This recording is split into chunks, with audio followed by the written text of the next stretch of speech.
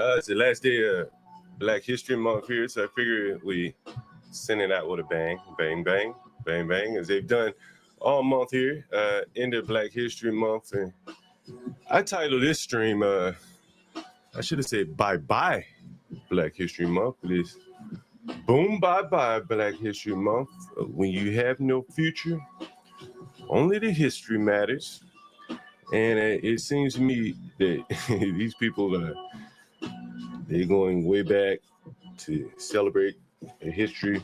And by and large, it seems that there's very little future for these people. So we're going to talk about the destruction being done by Black History Month, where it's only leaving them the history to look to.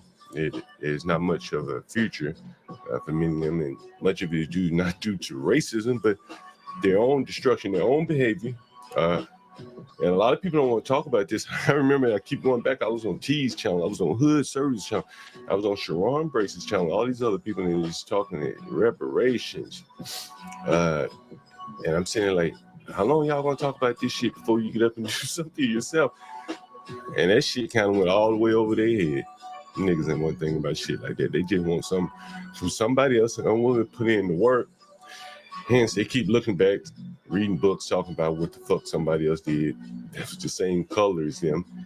But all these people that come into America in the last 10 years, you think they give a shit about your history? 400 years ago, they didn't enslave you, nigga. They don't even want to hear what you're talking about. And so today we'll talk about the future of Black History Month, or the Black future, and in the future months, how we celebrate them as we get further and further away from Frederick Douglass and all these slaves and all that. We're gonna see how this Black future turns out. I'm tired of looking back. Tired of talking about Frederick Douglass and Shirley Chisholm and all that shit. And let's look at this one black man who was just totally wiped out here. You can see the pain and hurt in his voice when he couldn't get any kind of cooperation from his own black people. And you take a look, we showed this yesterday. Could get no cooperation. And he eventually closed his business. And as he's sitting here telling these niggas, get off your phone, one of the niggas is right there on the phone. Turn your phone in as soon as you hit that door. I'm not going to tell you. No cooperation. As soon as you hit that door, turn your phone in. Why? Because you're on my clock here. I'm telling y'all from this point on, it ain't about catching y'all at home. If I catch you after 9 with your phone, you're fine. See the black girl right there. Long hair to weave, flip-flops on. I don't even know if everybody's wearing a uniform, but she definitely is not dressed like everyone else. She looked like she there for the party or the club or something there. And take it for what it is. And I'm going to take what comes with it. The black woman right here at the bottom, she not even paying attention. Her head was looking the other way. Look at her. Her head looking the other way. And man, talk. This woman, everybody else looking at him. Her head down. Her head looking the other way. And eventually this man went out of business. He just couldn't take it anymore. Another black future ruined. I guess he can go home and read about Shirley Chisholm, Cicely Tyson in the last day of Black History Month, but his future has been damned by these niggas here. Black Future Month. Take what comes with it. And I'll tell you what it is. So I'm telling you, from the moment on, if you get that tap from one of the managers, I'm not going to let you fired. 8 o'clock in the morning, turn your phone in as soon as you hit that door. And I know you guys, if you saw the thumbnail, I talked about this yesterday. And you look at this nigga can an interracial marriage club of Chocolate City back in the 60s or the 70s, and you really think like, damn, these niggas were chasing white women all the way back in the 60s, marching for these motherfuckers. I don't even know how you do that, man. Like, these niggas must have really been sad. You know what I'm saying? White men whooping your ass and all this kind of shit. And then you go march and ask the same white man to allow you to have his woman. Man, what kind of nigga? What kind of nigga is that? Really makes you wonder. So, again, he probably knew there was no future. He was tired of looking back. He wanted to create something different, something new. So he went out and he protested for the white men. The black women were not enough for him, apparently. And, you know, what, 50, 60 years later, we had the nigga, was it Telbo Rankins? And you saw the thumbnail there. Makes you wonder how did I wonder if that same black man that was marching for the interracial shit, I wonder if he felt somewhat similar to Telbo Rankins in his thoughts on black women, you know, something like this. They remind me so much of Crabs in the Bucket. And then the Telbo Rankin nigga, he said he'd rather fuck a dog. And then somebody commented on the video that we did yesterday, and Words of Weapons. It took the comment down, but it's gonna be here. It's gonna be here. Let's see. He said, "Yo, fuck a dog, white dog." My nigga. 50 years ago, he been out here marching to marry a white woman, just like this nigga. But now that he's free to marry a white woman, and he comes out loud and proud and he tell you, I'd rather fuck a dog before I fuck a black hoe, bitch. Gotta be a white dog, though. Gotta be a white dog. And I asked the question yesterday, how much blacks feel reading this shit from other blacks? And this is a seemingly well-to-do black doing okay for himself. And he's like, you know, fuck this shit. I'd rather fuck a dog first. And I go to Twitter and then, you know, I wasn't even intending on showing this, but I guess it dovetails right into what I'm talking about here. Here's another nigga, rapper nigga. This is aspiring. This is pretty much as high as many of these blacks are aspiring to now. How many people do depend on you? Like, I seen you on a podcast here recently, man. It almost brought you to tears, man, when the host was speaking to you about brought him to tears. How important you are to the game, and you know the legacy you left, and of course you were speaking on as far as, you know, your family and, you know, those you got to take care of, and how many people depend on you. How many people do depend on you, if you don't mind me asking? Is the list long?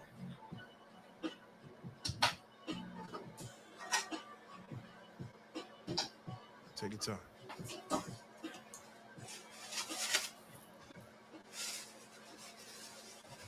Definitely take your time. Talk a little bit. Yeah, take your time, man. It's Take your time, little nigga. To have the weight of the world. Take your time.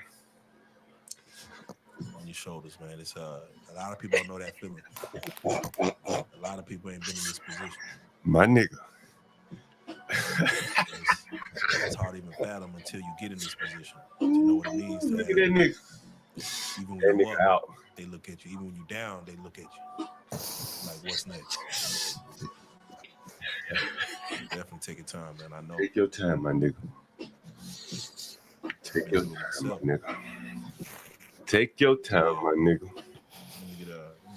Take your time, my nigga. Get it all out, little nigga. Get it all out, little nigga.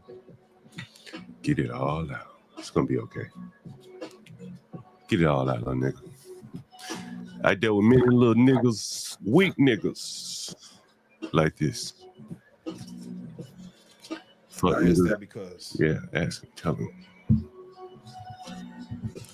I asked that because I do feel that a lot of people who wish for this life, who wish for this lifestyle, don't Somebody quite know. Can bring this fucking nigga tissue. They see the glory, they They see didn't bring the the nigga club, they see tissue the tonight. parties, they see the bottles, they see the women. Yeah. But they don't know the other side of Man, what fame and fortune bring. Lord have mercy. Lord have mercy. Weak niggas. Weak niggas. They can't build a strong future, so they revel in the history of Black History Month. This shit is really amazing. Really amazing. These real weak niggas, man. Real weak niggas. Look at him. Somebody bring this nigga a tissue. Look at him. Oh, look at the tears coming out of his ass. All for the responsibility. The responsibility is just a little too much for the nigga. Just a little too much for the nigga. But it comes with, they see the glory, they see the club, they see the parties, they see the bottles, they see the women. But they don't know the other side of of what fame and fortune brings. So again, I commend you. And I want people to understand, you know, that weight comes with a sacrifice, you know what I'm saying? It comes with a loss of self almost. So I just want to say thank you. If ain't nobody told you yet, you know, I'm like the other guy. I'm like, I just want to say thank you, you know what I'm saying? And just let you know how important and the legacy you leave, even when you're gone. The legacy you leaving is man, it's monumental. It's Monumental legacy. A monumental legacy. I don't even know who this nigga is. But a monumental legacy he left, apparently. Blacks. No future. Only a history worth talking about because of the white man did to them, let's be honest. And then you look at the music, food culture, and here's the music. And you just look at this shit. Look at this shit. Look at the music. Look at the music.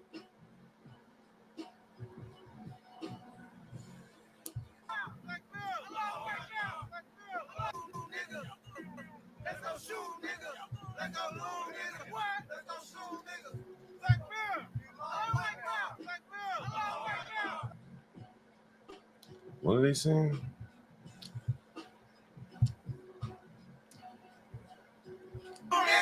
Let's go shoot, nigga. Let's go loom, nigga. What? Let's go shoot, nigga. Black Bear. All right now. Black Bear. All right now. Black Bear. All right now. Nigga. Let's go shoot, nigga. This shit's almost unbelievable, like it ain't even real. I want to believe this shit ain't real. And somebody tell me this shit is fake. The AI generated that shit right there. But it's so realistic that it could be real. And here, you know, blacks have to celebrate a history when this is their future right here. The biggest story out of Alabama right now, what's coming out of Alabama? It's my home state there. I'm surprised. One of my friends from Alabama called me, he's from Birmingham, nigga called me yesterday talking about some AI nigga. I said, Birmingham niggas shooting. This is one nigga done killed about 14 people. You don't want to talk about that? Nah, I don't want to talk about that. So I'm about to look it up. In my hometown? What? Oh, shit. I probably know that some of the niggas involved. Anniston, Alabama. What? Ain't nothing out of Anniston, is it? Oh, government contractor planning 62 layoffs in Anniston. Gonna get rougher and rougher for them niggas down there. No more government for you. Is that what you're referring to? New Starbucks. I see that government contractor planning 62 layoffs. Let me see who that is. No more government contracts for you. Is that what you're referring to? The story, Alabama? Well, maybe it's not Anniston. Let's see. Alabama news. Must be some nigga got himself killed. Birmingham Social Security Doge cuts devastating. Lawmakers say Democrat shut down. We gotta see this. State Senate, Alabama State Senate. I can only imagine what it is down there. I can only imagine. A handful of blacks rabble rousing. Is this what you're referring to, Portia? Is this it? Let's see.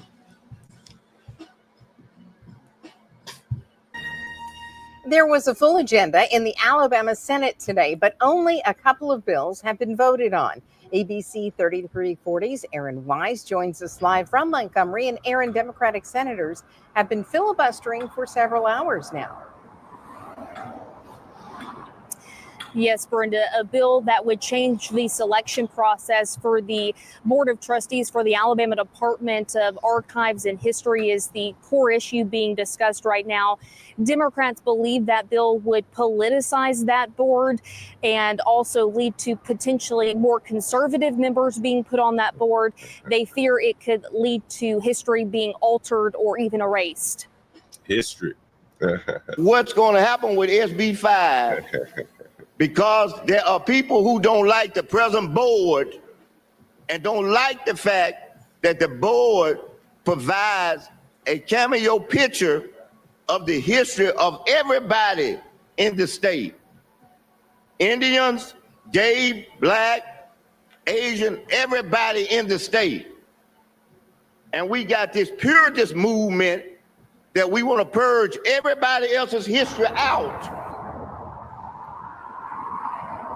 Now, currently, the Board of Trustees itself fills seats when they become vacant. With Senate Bill 5, the board would increase to 17 members, all appointed by legislative leaders or the governor. When the bill was in committee, its sponsor, Senator Chris Elliott, said he worked with the Archives Board to come up with a compromise on this legislation. I think it is reasonable to say that they are neutral on the bill. They're probably not thrilled with it. I can tell you it's not where I had it, but I'm also kind of neutral on the bill, which might mean that we've compromised enough to move it along.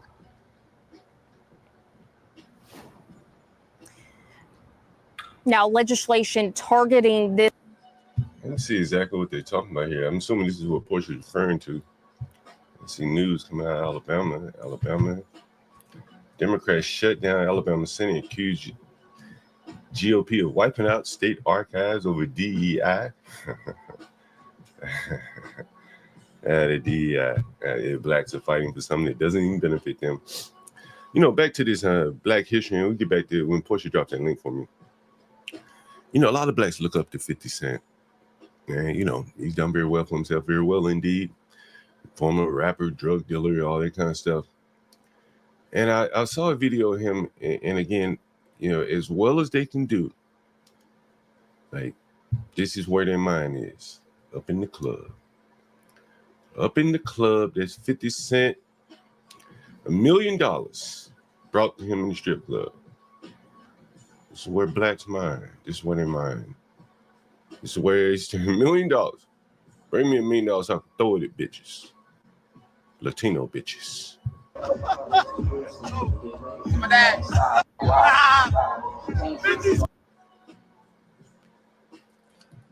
This is the future right here. Up in the club. Bottles full of bug.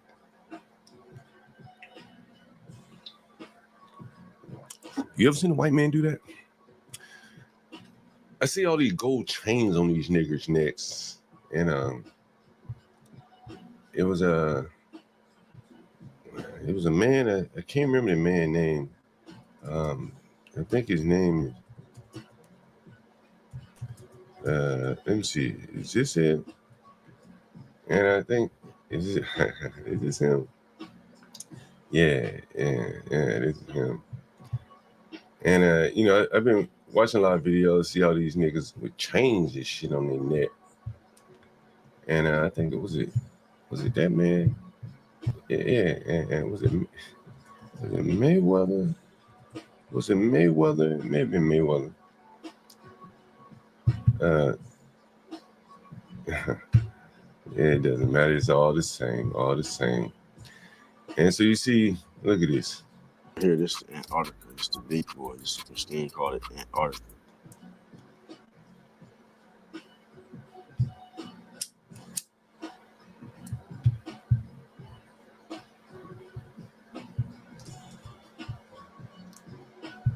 This is called because it's a little Antarctica. They never get an Africa or Africa watch.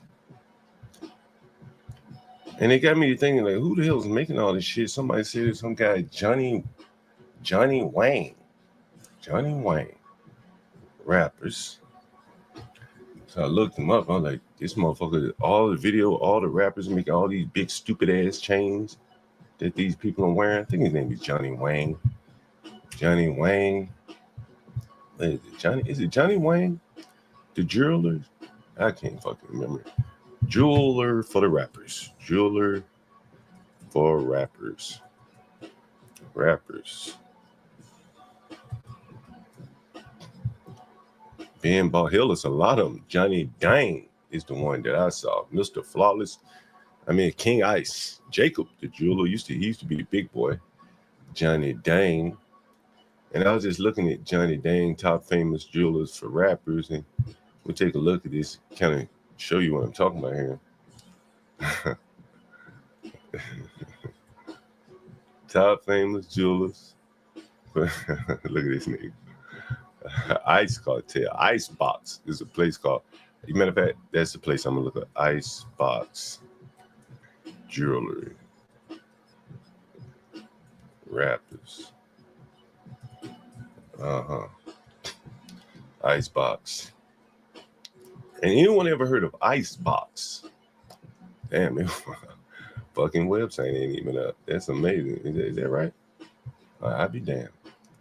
But anyway, you can see all the names. Young Chop, Cash Shot, King Von, Icebox. It's got to be a video of King Von at Icebox. King Von. King Von. Ice is out. O Block. Yeah, let's take a look. Oh, yeah, let me get it. Man. Icy and icy. You want $1. Sample back to you. That's what I'm wider. Okay. Like this. Okay. Okay.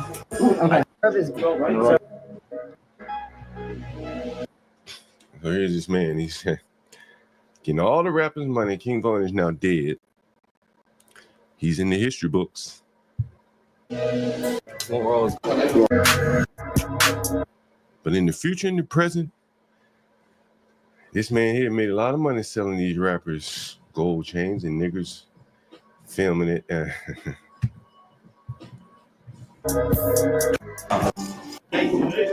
Look at all this shit. This nigga just bought dead nigga. History month, nigga. Millions in clubs, millions around their neck.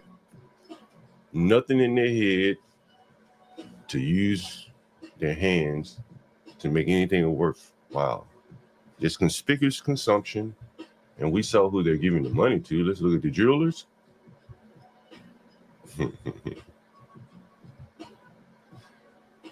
The top 11 jewelers in the hip hop world.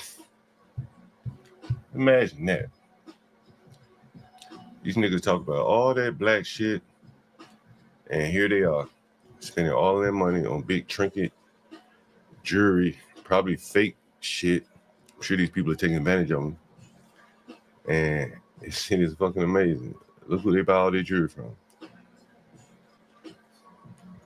And if I was to scan the owners of that strip club and the women that were getting most of 50 Cent's money, they probably go back to what that young boy was saying, the dead nigga killed by the white woman. This is what it's all about, people. And they can talk about Black History Month and Black Girl Magic and all that kind of bullshit. But I judge them by their actions. And in reality, they want white women. And very few of them are honest enough to tell you that that's really what they want. I respect a nigga to be honest. Nigga, you want white women, just say it. Yeah, just say it, nigga. I want white women. Right? What did the lady say? She said, great by 12 black men. Not 12 white men, 12 black men. That's what they want, nigga. That's what they wanted. And that black man that got himself killed by one white woman, he was just honest enough to say it.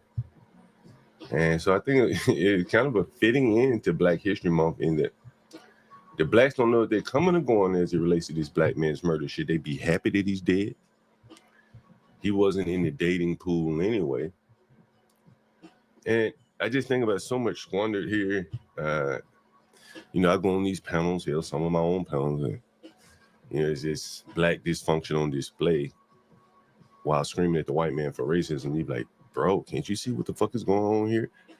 Nothing can be built out of motherfuckers that think and act this way. And which led me to Lawrence Fishburne, his daughter. I don't know how many of you guys knew his daughter was a porn star.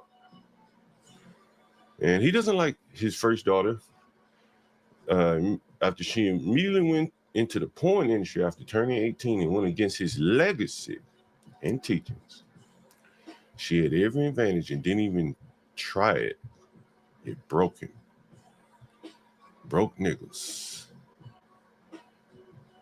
In the annals of history, Black history, broke niggas. Montana Fishburne turned to porn.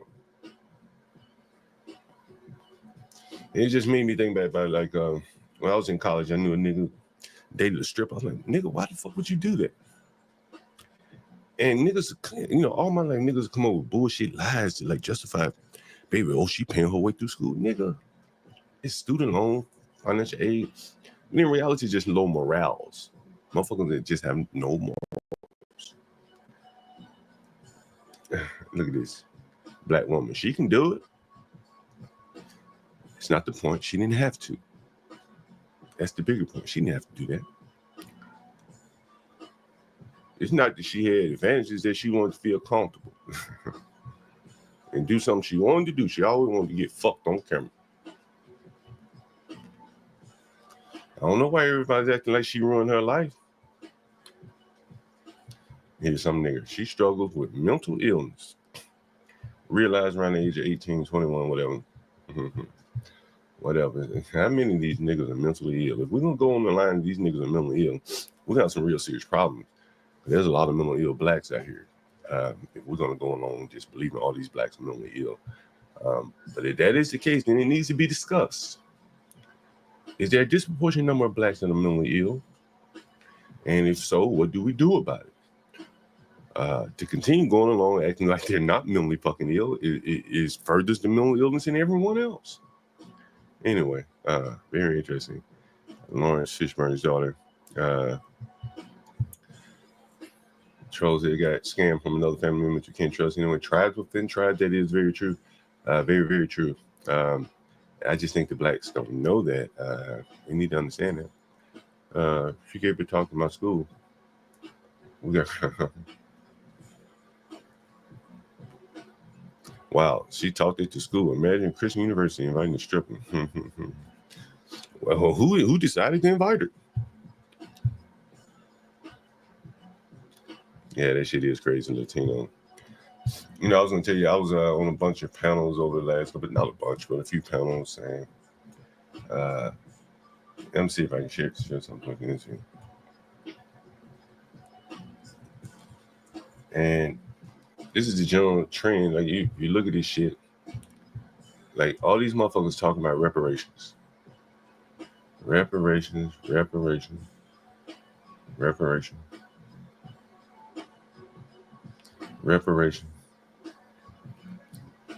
Martin Luther King talked about it, 1968. At the very same time that America refused to give the Negro any land, through an act of Congress, our government was giving away millions of acres of land in the West and the Midwest, which meant that it was willing to undergird its white peasants from Europe with an economic floor. But not only did they give the land, they built land-grant colleges with government money to teach them how to farm. Not only that, they provided county agents to further their expertise in farming. Not only that, they provided low interest rates in order that they could mechanize their farms. Not only that, today, many of these people are receiving millions of dollars in federal subsidies not to farm, and they are the very people telling the black man that he ought to lift himself by his own bootstraps. And this is what we are faced with, and this is the reality. Now, when we come to Washington, in this campaign, we are coming to get our check.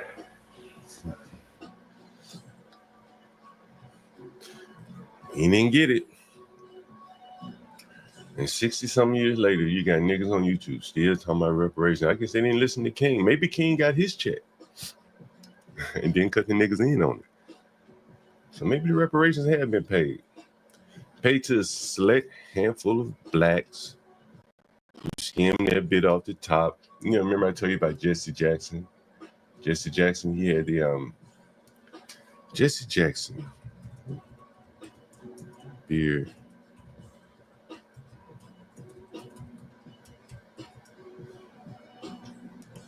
I showed you back this in 1988. I remember reading this. So I started getting an idea of the black hustle. And I can't read this article, but there'll be another one I should have known. No, that's not going to be a good one either. This would be a better one. Well, you can see the headlines here. Jesse Jackson's son to buy beer distributor. 1998. Had no understanding or involvement in the beer industry. Yet he was somehow given the opportunity to buy a beer distributorship. 5 years later, he's close to selling it. And how did Jesse Jackson get that beer distributorship? Beer boundaries didn't work. It looked like it didn't work at all. Wow, that's interesting. I didn't know that he had problems running this. But basically, Jesse Jackson's father shook down Anheuser-Busch years ago, said that there were no black distributors. And to get him to call the dogs off, they gave his son a sweetheart deal of a distributorship. And apparently it didn't work out. And Jesse Jackson, Tribune likes to call the Jesse Jackson the king of beers because of the way he helped two of his sons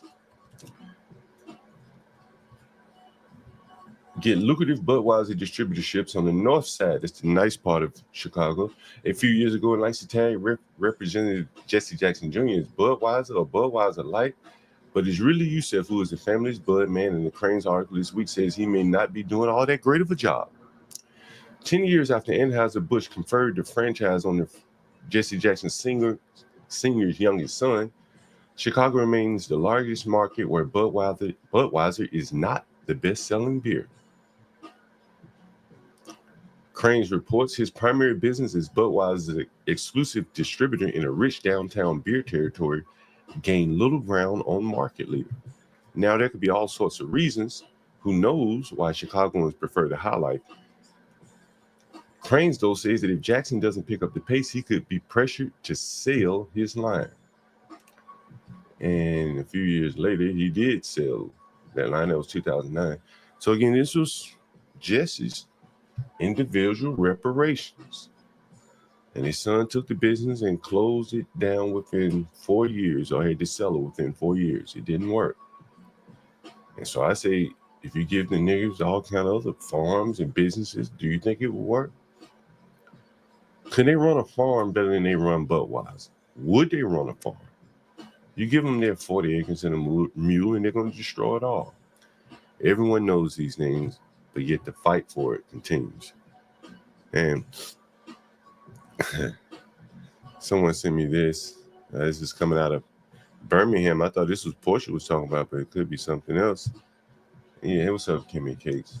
Black History Month, the last day, we're winding down, running through the reparations scam.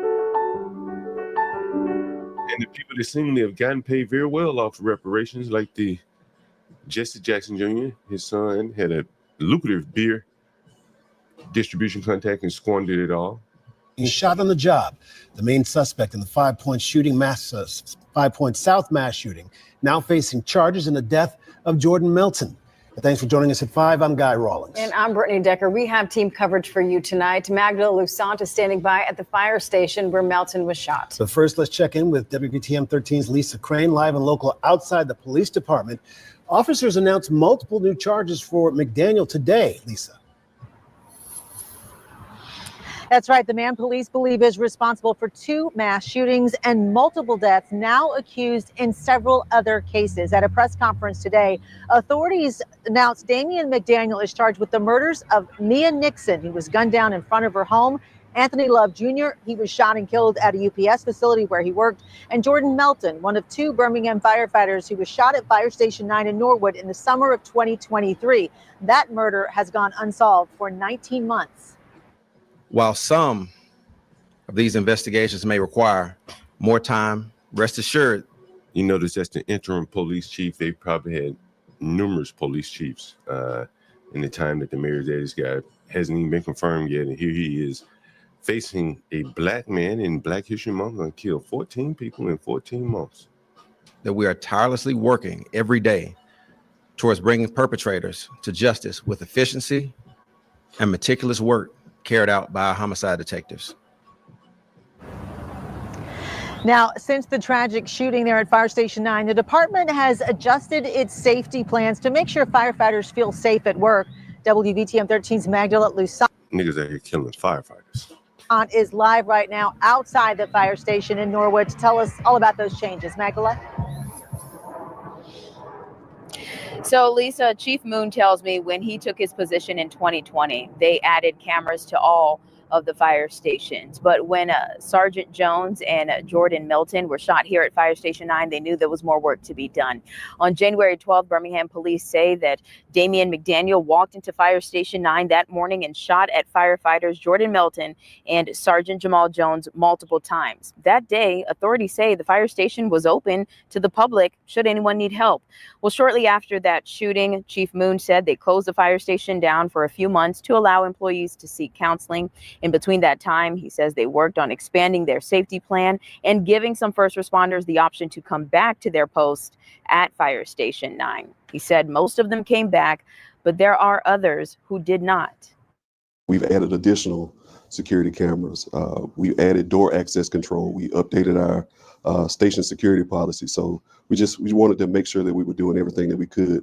And we're still working to add some additional security measures with BPD and the help of the mayor's office. So it's constantly evolving. We're constantly trying to do more. There was a third person in the fire station that day. That hero has not been named at all during this time, but he was on site to get more help for Sergeant Jamal Jones and Melton. Moon tells me Jones is doing well, but still has some recovery to go through. Moon gave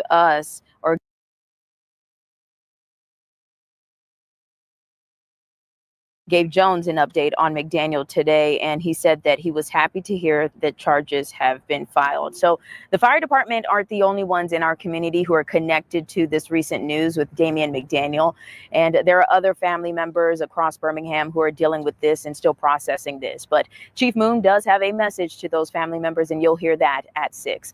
We're live in Birmingham. I'm Magdala Lusant, WVTM 13. Magdala, thank you. And as we've mentioned, McDaniel now charged in 14 murders, a string of shootings taking place over a year. Police say it started on July 12, 2023, when Jordan Melton and Jamal Jones were gunned down as they worked at that fire station in Norwood.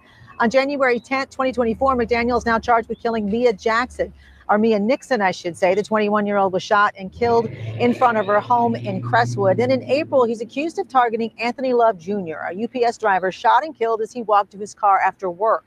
On July 13, 2024, the first of 2 mass shootings McDaniel is accused of at an event center in North Birmingham. 4 people died there, 10 others were hurt. He's also charged with killing DeAntrinette Brown inside a club on 9th Street North. That was September 19th.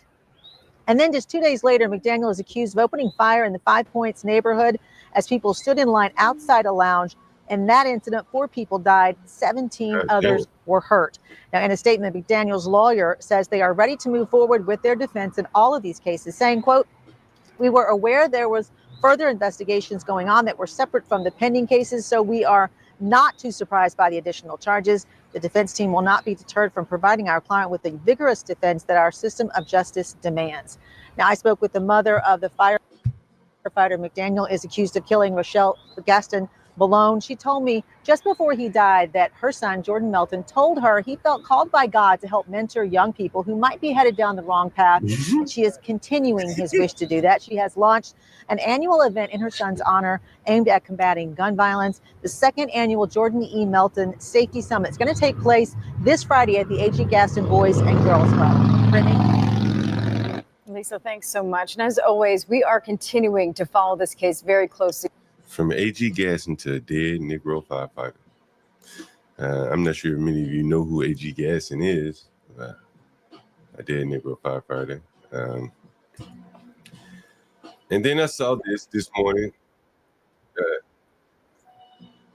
And I'll tell you what surprised me when it shows here. Of orchestrating the murder, investigators were seeing video of the fight between the man accused of orchestrating the murder of Tupac Shakur and another man accused of murder, leading to new charges for both. Thank you for joining us at 4. I'm Kirsten Joyce. And I'm Brian Loftus. Now, this upcoming murder trial, we're following it quite closely with this fight now part of the puzzle. David Charnes first with the video from the Clark County Detention Center. Dwayne Davis has called the Clark County Detention Center home for more than 500 days while he awaits trial for murder. But it's what happened in December that has him facing additional charges. Surveillance video the 8 News Now investigators obtained shows 53-year-old Roshlyn Hamilton inside 53.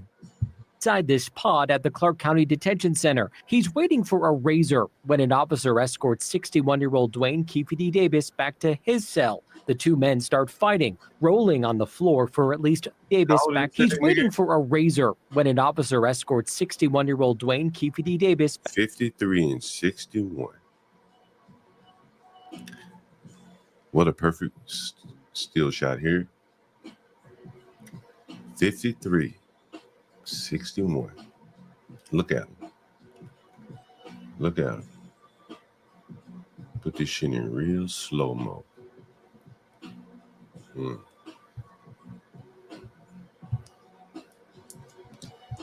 don't even need to hear it. Old niggas. Old niggas. White men just stand there like, what the fuck? Let them go do their thing.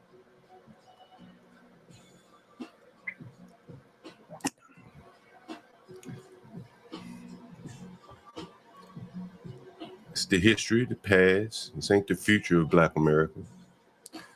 This is some of the niggas that killed maybe some of the future. Keefe D killed a aspiring rapper.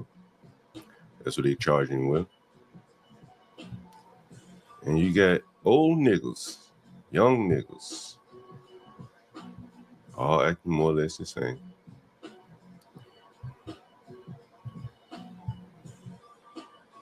You know this in me? Were you having issues with them? You just talk a lot of stuff. When? That's all it's on. Who's the belly on that grandpa? Grandpa in the motherfucker. Look at that big ass belly on grandpa. who started the fight, him or you? Both men are assigned to an intensive protective custody unit because of who they are or who they're aligned with, and both claim the other started it. Another sergeant interviewing the other. Look at that old nigga. Old nigga, 50-some years old. Other inmate who's accused of stabbing and killing a man in 2023. Jesus Christ, all these blacks about. I said, what's up? At first I thought he was greeting me, but he had that look in his face. He walked up on me, he had his fist balled up. Video shows both inmates received injuries in the fight, though it appears in the immediate aftermath, an officer's pepper spray did more harm. And in a building with a daily population of close to 3,000, video shows officers may not have even known the high-profile inmate they were dealing with. Now that trial for what happened here in December will start in April. It's expected to be rather quick. What happened in 1996, the murder trial, not scheduled to begin until next February. Outside the Clark County Detention Center in downtown Las Vegas, I'm David Charnes, 8 News Now. Both men pleaded not guilty to charges connected to the fight. And as we reported earlier this week, a judge rescheduled Davis's trial to allow his defense team to interview more potential witnesses. This is how to get in shape. You know, I did a stream about Gilly the Kid. He's about my age. We got they bum asses out. And this is Gilly. This is right after the Super Bowl. His son, he just laid his son to rest, and look how silly and stupid this motherfucker still acts. Here like I told you he would. And you're gonna just see this nigga cut a jig. Something wrong with these people, man. These are grown men. Arrested Development.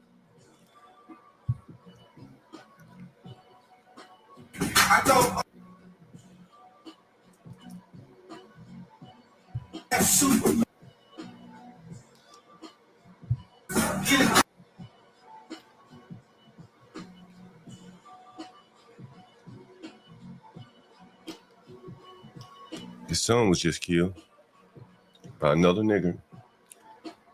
Another history point being made here. And look at this silly ass nigga. I go on and on.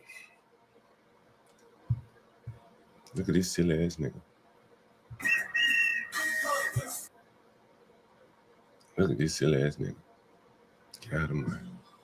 Black men. 70% is Be Brave calling.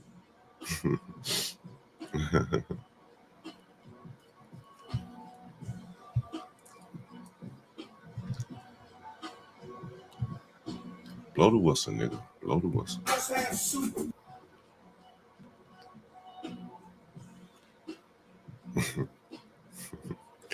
Black History Month. They won the Super Bowl. He lost his son.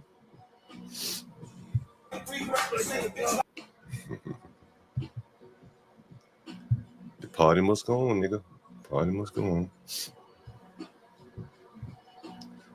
Surely this shit ain't copyrighted. Copywritten.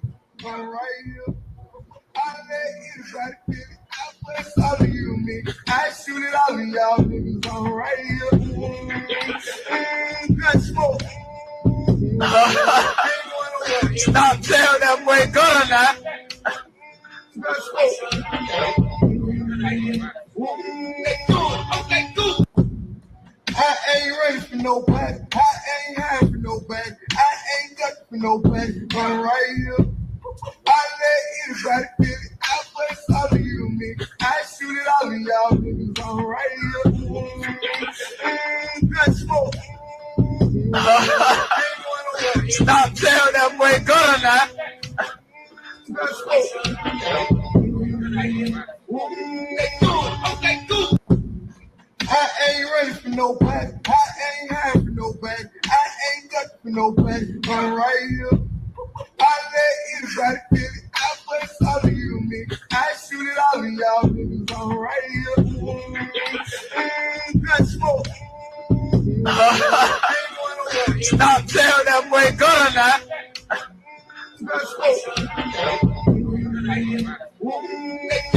Okay, good.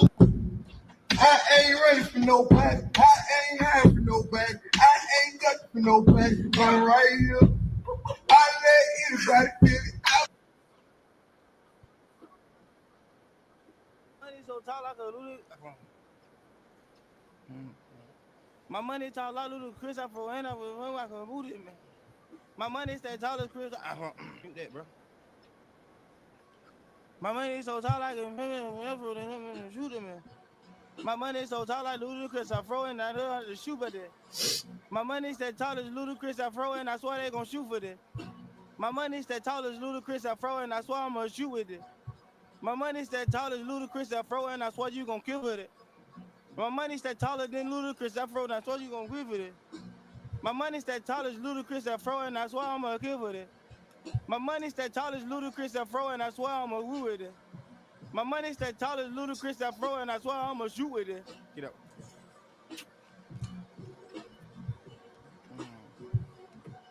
Black History Month, Black music, celebration of Black music, food, culture, and the language, all wrapped in one there. My money's on that. Man, I don't even know how these people keep putting up celebrations and shit. They ought to be embarrassed. You know what I'm saying? Work on themselves. Ain't quiet somewhere. And what's up, my nigga? What you got? Most life-threatening situation here that you've experienced? War. You know what I mean? Real life shit. And again, you feel what I'm saying? A nigga ain't in here on no I'm the biggest gangster shit, but at the same time, they hear you gotta let your nut change, because if you don't, a nigga will try you. You feel what I'm saying? I got cell phone, I got work, I got whatever I need, but at the same Does everyone know what he just meant when he said that? He said, I got cell phone, I got work. time, I'm loyal to my people, so my people gonna protect me. You feel what I'm saying? I'm gonna they hear you gotta let your nut change, because if you don't, a nigga will try you. You feel what I'm saying? I got cell phone, I got work. I got whatever I need, but Work is drugs in prison. at the same time, I'm loyal Work to is drugs, I'm sure. my people, so my people gonna protect me. And that's a good way to kind of explain like the future of most black people when they think about work. Like, you work some dope. Yeah, I got some work. You feel what I'm saying? I'm gonna leave that at all costs. I ain't about to do no work, but I got some work. Nigga ain't in here on no, I'm the biggest gangster shit, but at the same time, they hear you gotta let your nut change, because if you don't, a nigga will try you. You feel what I'm saying? I got cell phone, I got work, I got whatever He got whatever he need. So it be on the street. It ain't much different than how he live on the street. Shit, sleeping on somebody's sofa, about like that. Big old nigga. You think that big nigga would be out here on the street and have him a queen size bed or a California king? Fuck no. Most of these niggas, I done showed you, most of these niggas left it in. If I didn't furnish these rooms, these motherfuckers would drag a mattress and sleep on the floor. At least the prison got him up off the floor, got him a steel bunk bed. Water's flowing. And mother said her son was shot and killed over a pair of prescription Cartier glasses.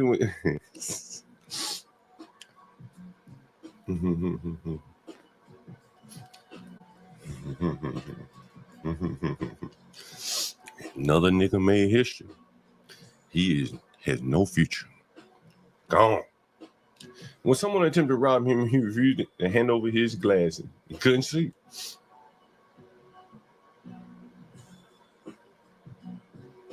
How many of you out here have children with Cartier glasses, prescription or otherwise? Fresh little haircut the little boy got too, huh? Fresh. Edge up fresh. Hairline fresh. I mean, nigga make out one of them hair man pieces in his head. Little nigga.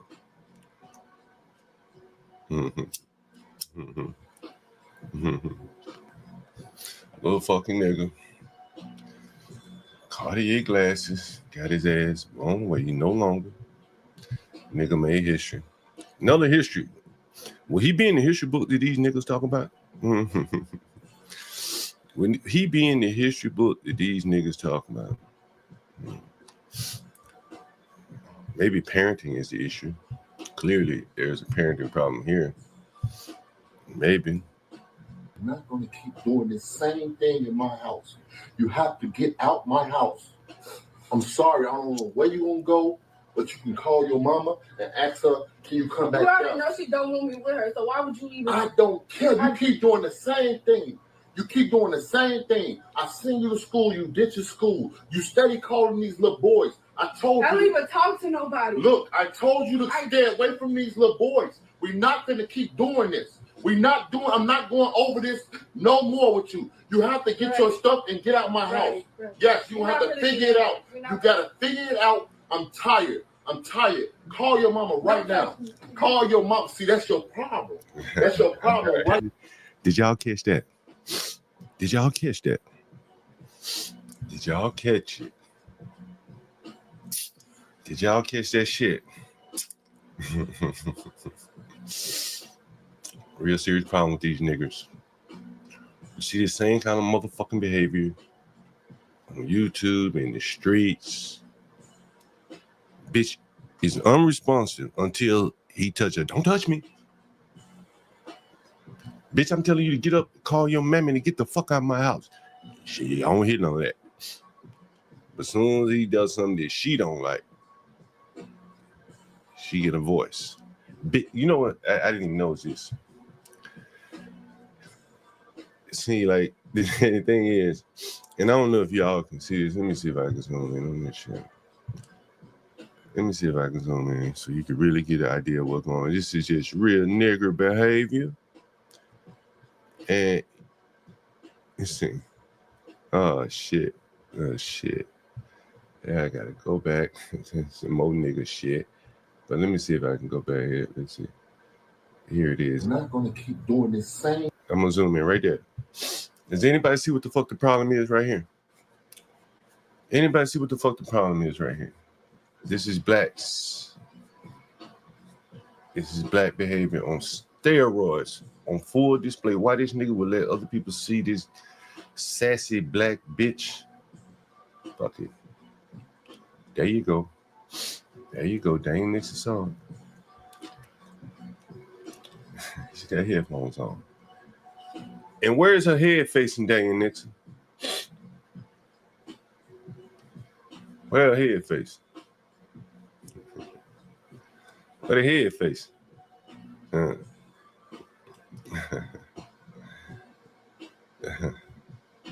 Where's her head face? So how do you deal with a nigger like this? There wouldn't be no talking from me. Fuck that. When your head get turned, nigga, well, okay, what's the point of me talking to you? You got these fucking headphones on like that other black bitch was in the store. Man, tell her, don't use your phone. This bitch got her head down. Ain't paying the nigga. Ain't looking at that nigga on her phone. You ain't talking to them niggas no more. Period. You got to take alternative measures. Can anybody think, what would you do? This nigger had her headphones on. This nigger turned her head from you. What would you do? That was your daughter. Use a nigger sitting right there. What would you do? I'm curious to know. Military school. That's usually the retort for most black people. They think school is going to be the answer. Shit. She been going to school all this time and ain't work. Probably done made her worse. So school ain't the answer. Since somebody said, don't pay the phone bill. She may be out here pimping. Her son, her dad is talking to her about niggas, right? Ain't that what he's saying? Like he's saying, look, he's saying, listen, I want you to listen to him closely. Yes. Thing in my house. You have to get out my house. I'm sorry, I don't know where you gonna go, but you can call your mama and ask her, can you come back You already down? know she don't want me with her, so why would you even? I don't care. You keep doing the same thing. You keep doing the same thing. I send you to school, you ditch your school. You steady calling these little boys. Shit, fucking get a phone bill. Any other suggestions? Put on the street, somebody says. Send them to boot camp. I went to boot camp. I was too tough for them niggas in boot camp. They put my ass out. That's why I wanted to be. I wanted to be out, and I got out. Any other suggestions? Put her out. Yeah, I go with that. Put her out. You can do that. But anything short of putting her out, right? Because to put her out, you got to put your hands on her. So now, how you gonna get her out? I agree with you. Put her out. How do you get her out? You can't call the police and get her out. She's a child, minor, under American law. So now, what do you do to get this nigga to understand you mean business? What do you do?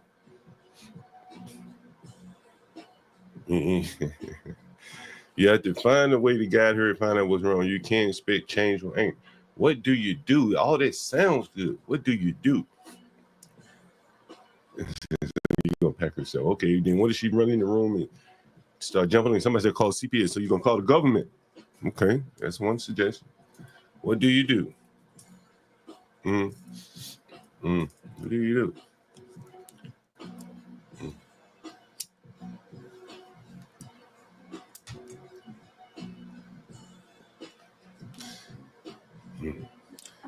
Not a lot of good choices here.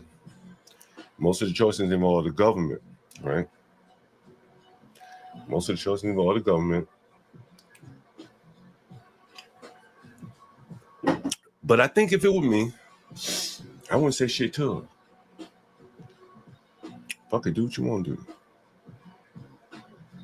And then one day she would come home from school and she wouldn't be in the house. I wouldn't even tell her when. Just be that one day. Surprise motherfucker. You ain't gonna take me for granted. Did that fucking key gonna work every time? The code gonna work every time? No. Hell no. Once that nigga turn her head on me, well, all talking is over. I'd have to teach that nigga another way.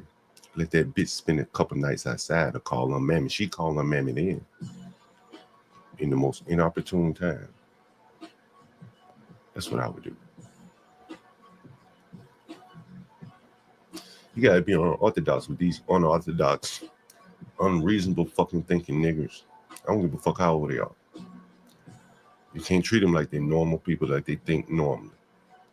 They would destroy every fucking thing in sight. She'd tear this whole fucking house up. Believe that. She'd tear this whole motherfucking house up. But nigga, if you want her gone, you got to get her gone. Period. Let her know. When it's raining or something. You heard me put niggas out? I ain't shit. Man, I told you, man, like, I don't even know if I strongly believe in such thing as family amongst blacks. This little angry nigga would set her daddy up to kill him with one of them little boys that he's complaining about. Listen, and he know it. Keep doing the same thing. I send you to school, you ditch your school. You steady calling these little boys. I told you. I don't even talk to nobody. Look, I told you to stay away from these little boys. We're not going to keep doing this. I'm not going over this no more with you. You have to get your stuff and get out my house. Yes, you have to figure it out. You got to figure it out. I'm tired. Call your mama right now. Call your mom. See, that's your problem. That's your problem right now. Your attitude. You're only 14 years old. Call your mama. Yeah. Call your mama right now. You got to get out my house. I'm done. You too grown. You're only 14 years old. You steady doing the same thing. I found weed in your room. That wasn't even mine. Who weed was it? You know my friend was over there last time. That's your problem. You hanging out with these little. Oh, man. You know, I've dealt with so many blacks like this. So many blacks. So many blacks. So many blacks, man. They just don't know what their problems are. I mean, he trying to identify me. Yeah, he did as negotiating. As I said, man, talking would have been. I've been done with talking, man. Fuck that shit. That nigga, like her IQ, honestly, may not even be to the level where she can understand anything. Honestly, that's the big elephant in the room. Everybody want to think their child's smart. Are they really? Is he or she really intelligent enough to understand what the fuck he's saying to her? Maybe not. If you're with, she can not be understanding what the fuck he's saying. You know, like the ramification.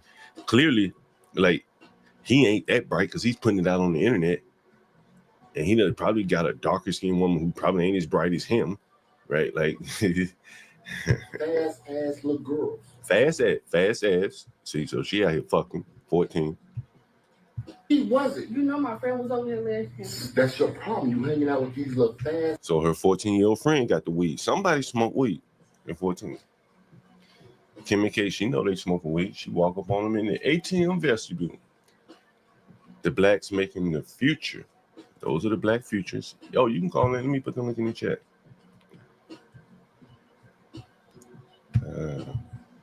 I'm on StreamYard today. We on Kick and Twitch and all that shit too, I think. No, we're on Twitch for sure. We're on Twitch. I should kick. Let me see if I can say kick off. I don't know how to do this shit. How do I do it?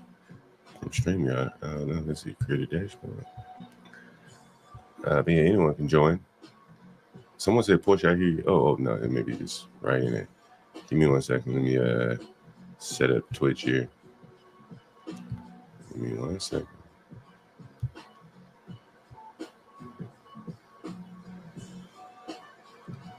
It's always these different streams have different. Oh, here it is. Let me see. How do I do this? Profile, maybe? No, settings. Channel. Oh, StreamYard key. I don't know how to do it. Fuck it. Anyway, yeah, so it's just my thoughts about Black History Month. You know, I think that it's just a hollow celebration. It needs to go away until the people can work on themselves. And, you know, you guys, you know, I don't know if you go on other YouTube panels other than this one, but you see the kind of the behavior amongst the people. It just devolves, you know, screaming past each other. And I think you see a lot of the same things out on the streets. Yeah. Twitch. Yeah, we're on Twitch. Yeah, Twitch. And so you see a lot of the same people live, you know, doing the same things on the streets. And I document so much of it here, and I'll tell you, it's also it's very disconcerting to see this, and then to see people look the other way as if it doesn't happen, or to want to point and say, well, what about other people? What about white people, or what about other people? These people, that people. I talked about the Roland Martin. I can't figure out kick portion when I'm doing the StreamYard. I don't know what the hell is wrong with when you try to StreamYard, but let me check Twitch while I'm here. I don't think I've ever been live on this. I've never paid it much attention. I needed like an integrated thing so I could see who's where. I don't know if StreamYard has a widget like that. Let me see. Okay. I'm all caught up. Playing your games. Let's see. Channel. See how it looks on Twitch. Okay, yeah. We're live on Twitch. We're live on Twitch. See how it looks pretty slick. Okay, that looks pretty slick. Okay, Twitch. Lord was you're a little late here. What was I saying here? And I just can't get back over this. I'm sharing this with you again. 50 Cent in the club, $1 million. Throwing it at hoes. Other niggas, I guess. Sharing it with them. Look at all the gold chains these men have on. This is what I let the stream off with. I mean, this is what blacks spend their money on. This is, how they floss and, millions of dollars,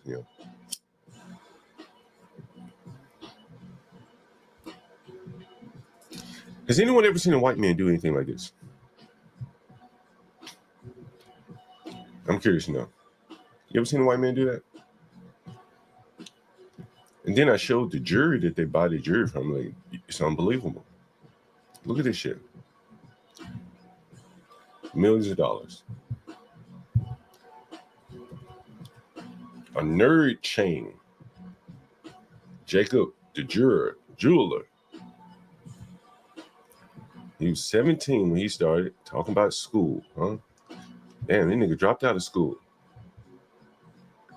Completed a craftsmanship in 4 months. By 21, he had opened his own shop on 6th Avenue. School. Who else?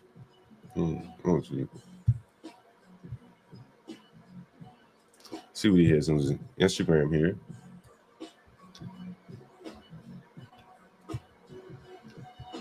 Juma Brothers at Icebox. Blacks are making history for sure. Little baby.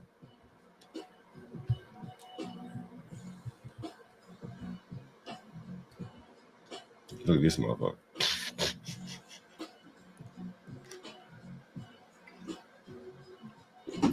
Look at this motherfucker. Well, curious question.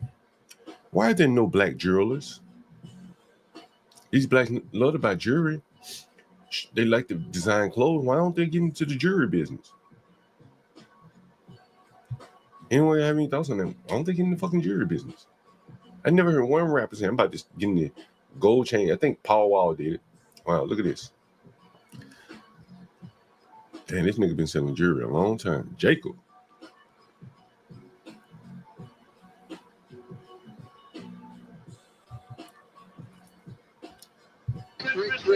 Money.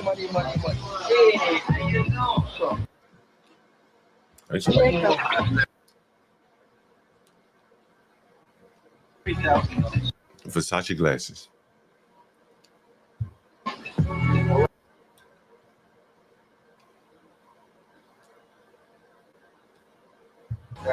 Just give me 20.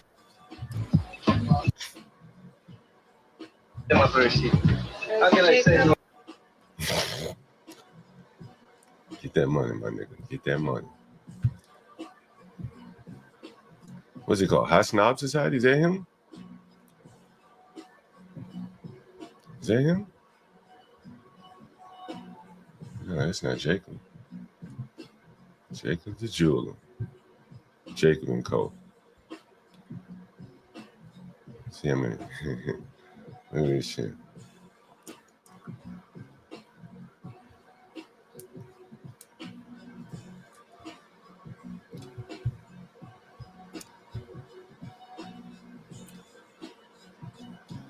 Who made Lil Baby's chain? I want to see that one. Who made Lil Baby's? Was it Johnny Dang? Lil Baby chain.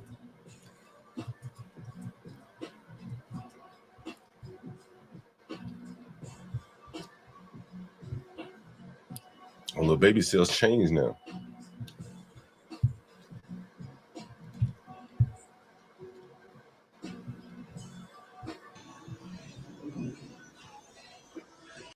It was over, we still at it. 600 on the chain, 2 M's on the range. Yeah.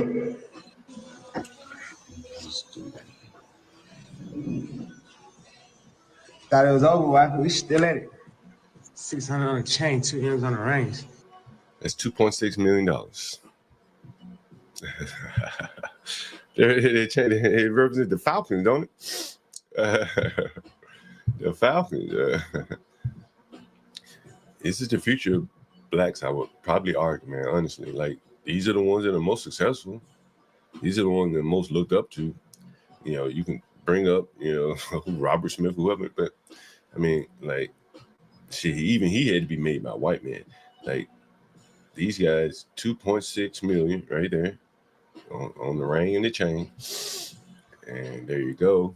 And they keep talking about black business and they support black businesses on one side of their mouth, and then go spend man, this shit is fucking amazing. This shit, I don't even know how people take these people seriously, honestly. Like, I don't understand. I don't understand how people even take them seriously. I'm going through my Twitter feed here. What is this? I'll come back to that.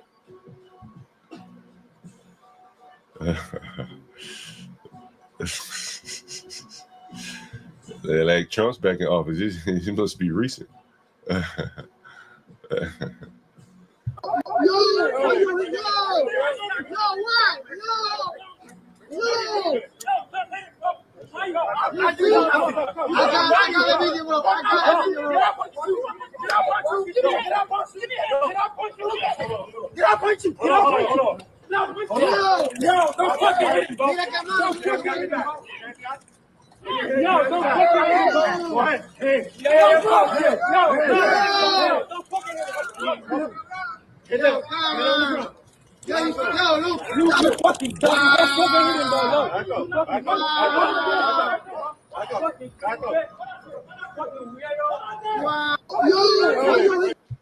One of the things I noticed in this video is I don't know if you can see this clearly. Let me maximize it.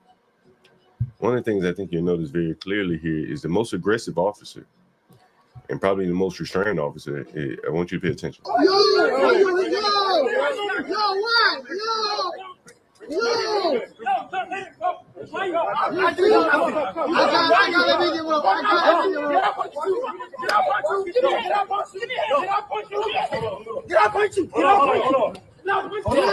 Yo, that was a fucking elbow he threw.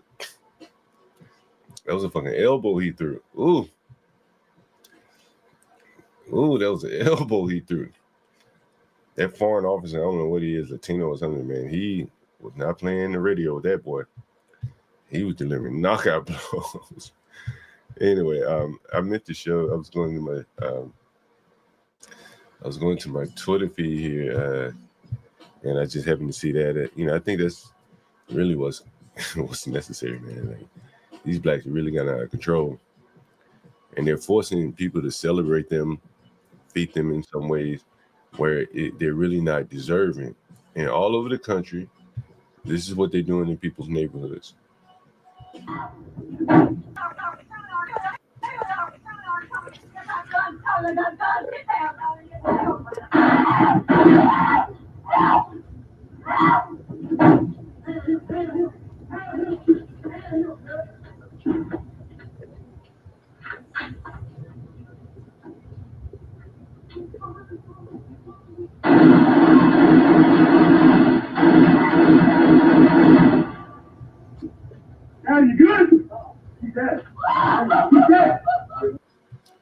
And you can see that the headline here is 2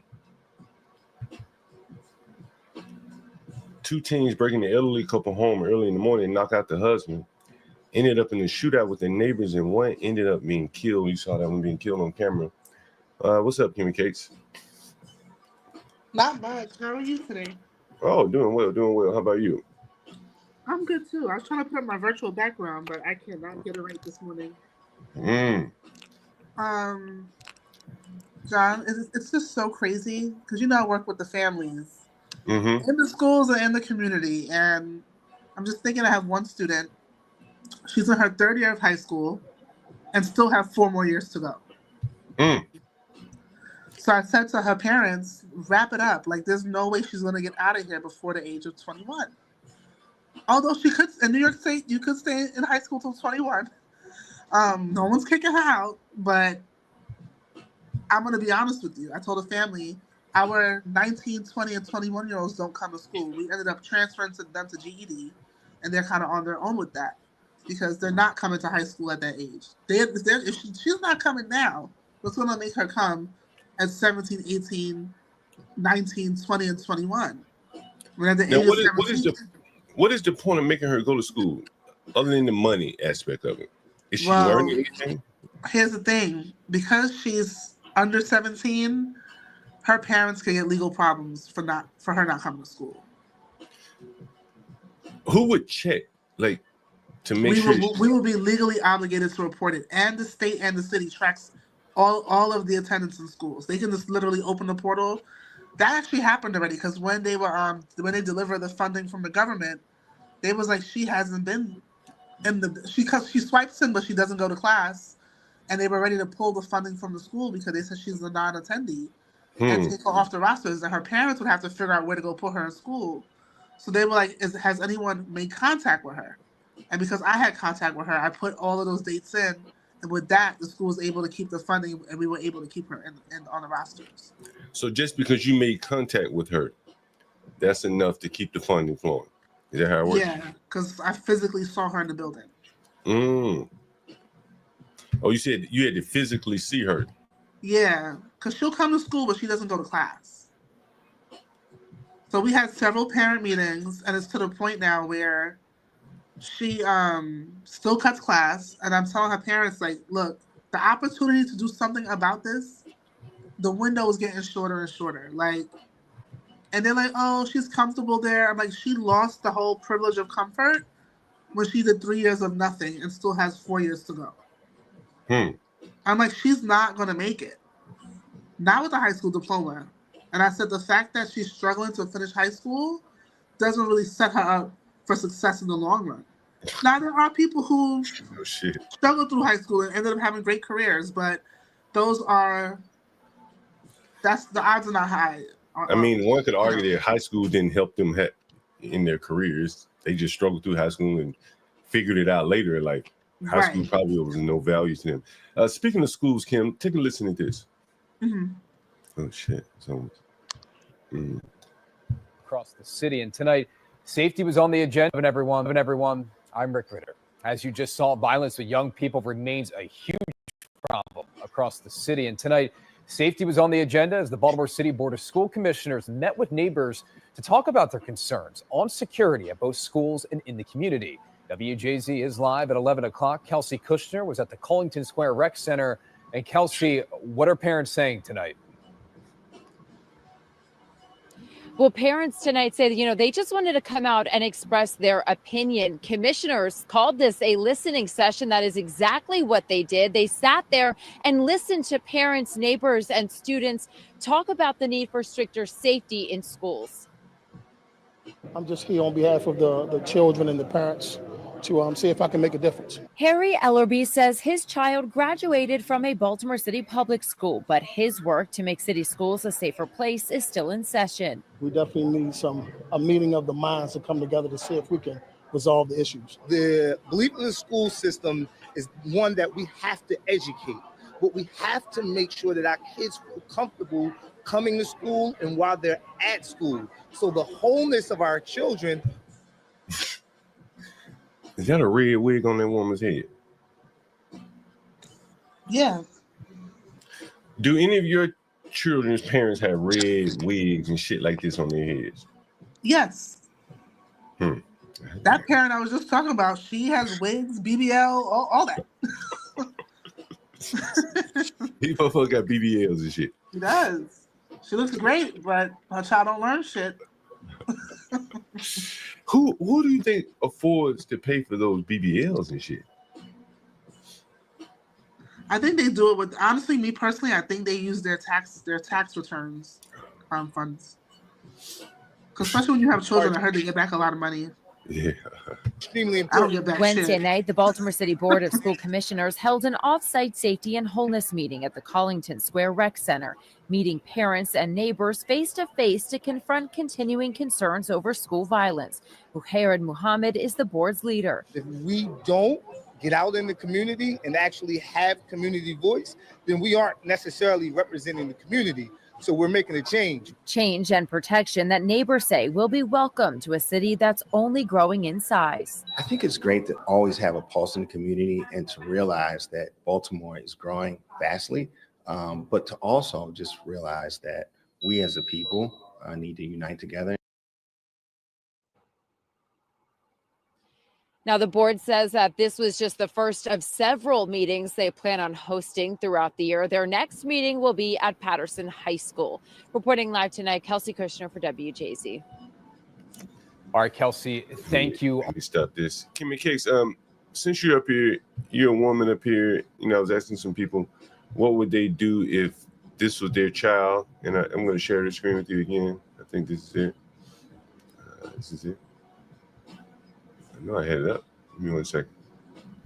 I have it. But you saw the video of the young girl arguing with her parents, right? Yeah. And what would you do if that were your child? Okay, so I'm just putting myself in his shoes at the point of wanting her out. First of all, there'll be no negotiation. Like, there'll be no, you're telling me what happens. Like, absolutely not. First of all, I can't. First of all, anything that, in my mind, anything that comes out of your mouth is a lie. So I don't even want to hear. I don't want to hear shit. That's first and foremost. You're not going to school. You're not doing what you got to do. And every time I dress you on something, it's something else. And you bring a weed in my house, that is a big problem. So, and she was only 14. She's probably already sexually active. Would you say that's fair? Yeah, I know. 14. Well, when I was 14, I knew 14-year-olds like that girl. So what do you? Because these kids are coming to your school, what would you tell a parent to do with that child? Because she's going to school probably acting just the same way. Well, I'm gonna be honest with you. Typically, those parents, you can't get through to them because everyone else is the problem. They defend that behavior because they know at home what the real truth is. So in public, everyone else is wrong. The adults are like the same. The way she negotiates, the way. Well, how do you know the weed was hers? Like all of that. That's what they do. That's what they do. There's no accountability. Antoine, you have personally. If the school had to call my mom, there's nothing for me to say. I'm getting boxed upside my head, and that's that. Like there's no room to talk and negotiate and have a mouth to say, oh, this. The fact that the school even had to pick up the phone is a problem. There was some allegations of promiscuity there. It was. Clearly, you saw the defiant behavior, the headphones, turning her head. As a landlord. And she felt empowered to speak back. Mm-hmm. As a landlord with the blacks, and again, I have a kick conversation. You go around kicking. You can listen to it with a typical black person. And I've just come to think that they're wired so differently that with that child, again, like 10 years ago, 15 years ago, I may have said, you snatch them fucking headphones off her head, you don't pay her phone bill, and that shit don't work no fucking there. Yeah, those taxes definitely don't work. And when he sent her to the room to pack her stuff, big mistake. I don't even think you should. Big mistake. First of all, you're not taking none of my shit nowhere.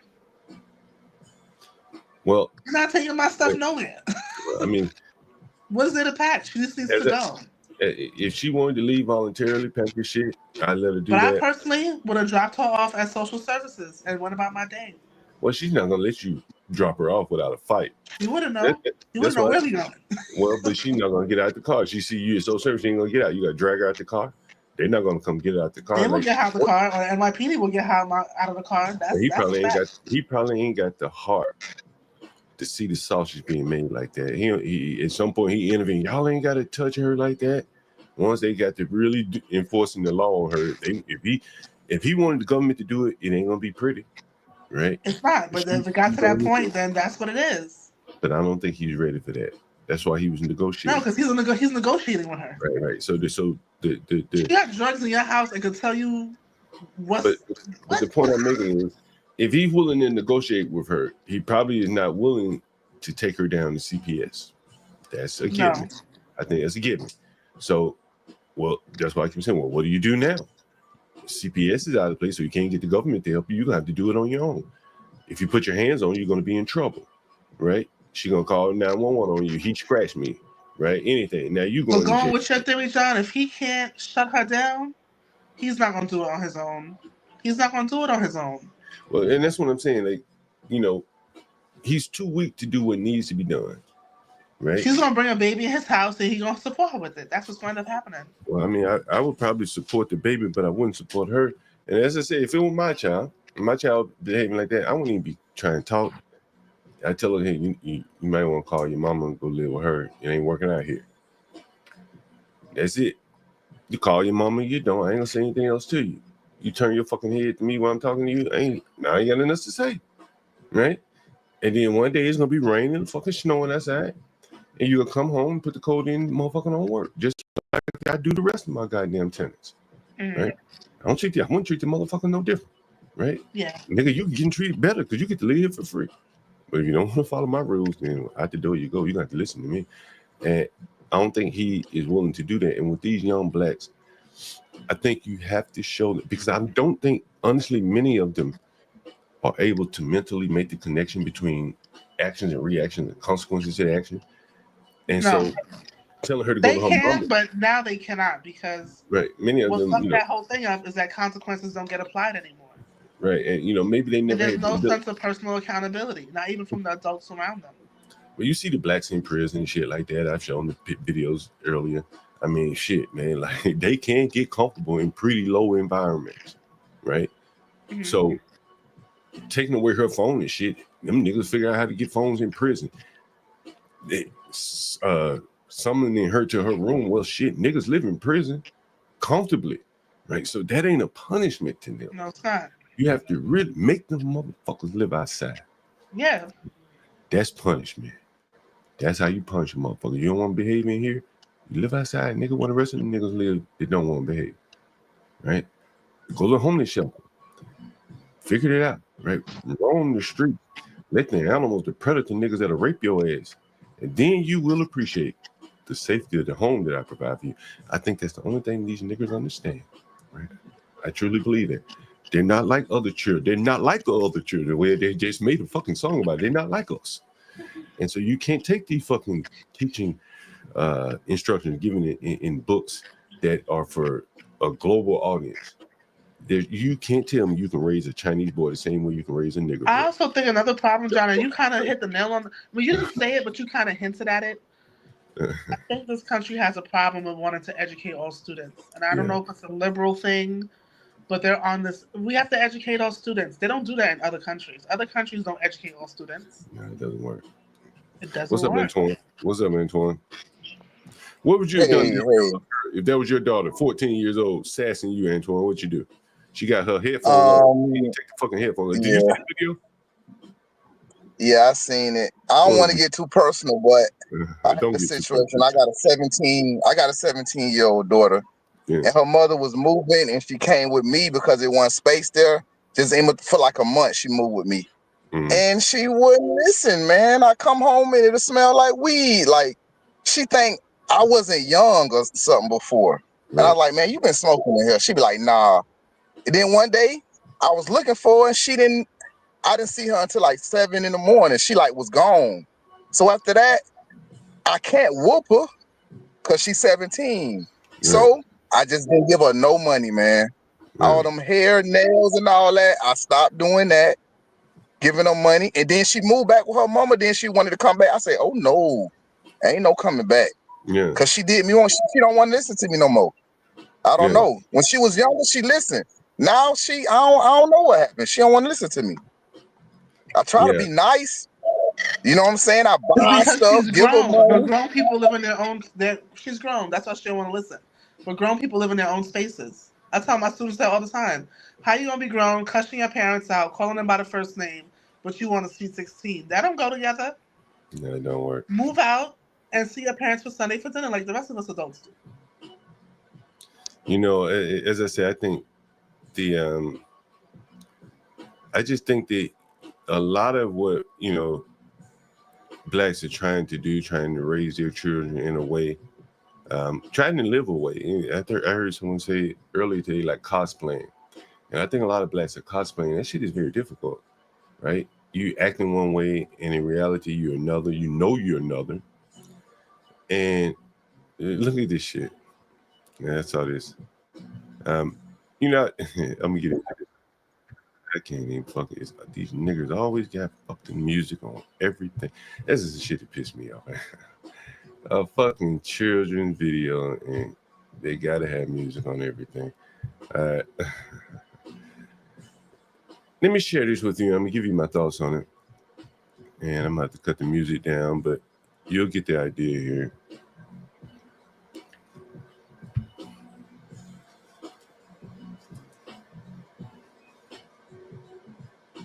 Let me know if you can see that very well.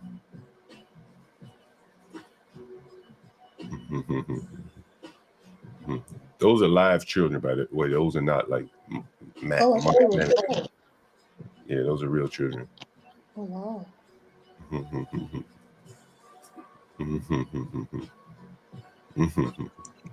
Is that what they want to be when they grow up or something? I doubt that. I think this is just an exhibit. Yeah. Who the fuck want to be Rosa Parks, nigga? And who the fuck want to be Rosa Parks again? That's Michelle Obama right there. Yeah. I'm going to play it again for you guys, and then I want your thoughts on this. Look at the names. And also Kobe Bryant in there. Wilma Rudolph, Flojo, Madam C.J. Walker, Muhammad. Is this a Black History Month thing? Yeah. Ben Carson.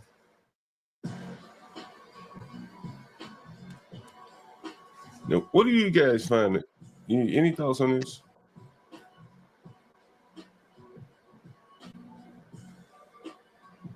I'm gonna be honest. I don't even think I understand it.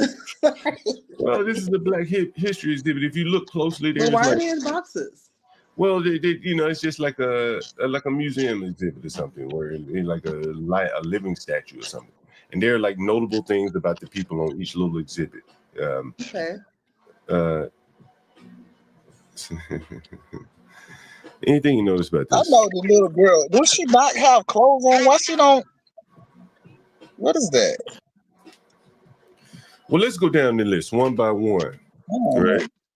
So let's start with Ben Carson. What do blacks think of Ben Carson today? They hate him. That's why I was shocked that they even have him there. That's why I'm shocked he's even allowed to be there. Kobe Bryant. You remember what? Yeah, we love Kobe. Remember what Kobe Bryant said?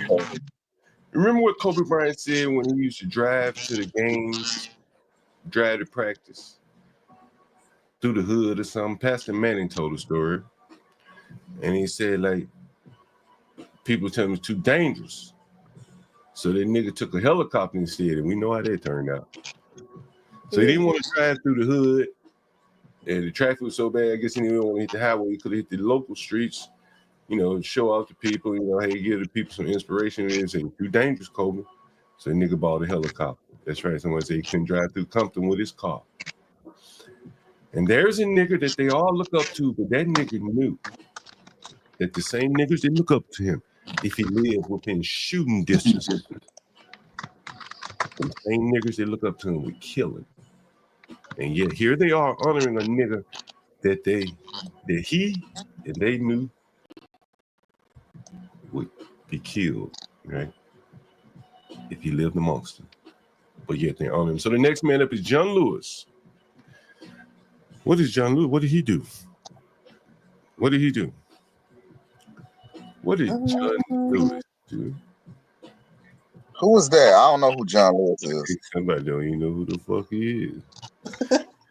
My buddy Philippe worked for John Lewis. And you know why John Lewis is famous?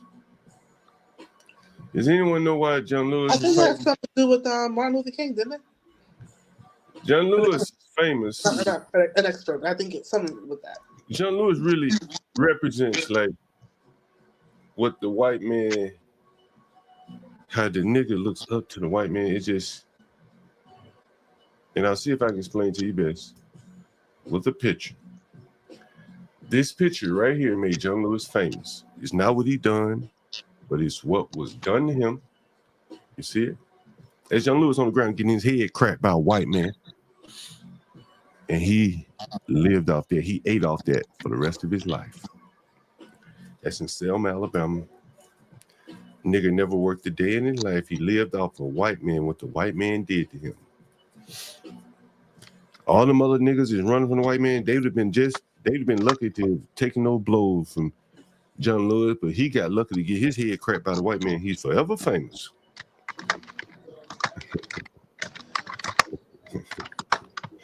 That's John Lewis. That's John Lewis. Who else we got up here? We got who else we got? Fritz Pollard. Oh, anybody know about Fritz? No. Fritz Pollard, another athlete. Yeah, he played football.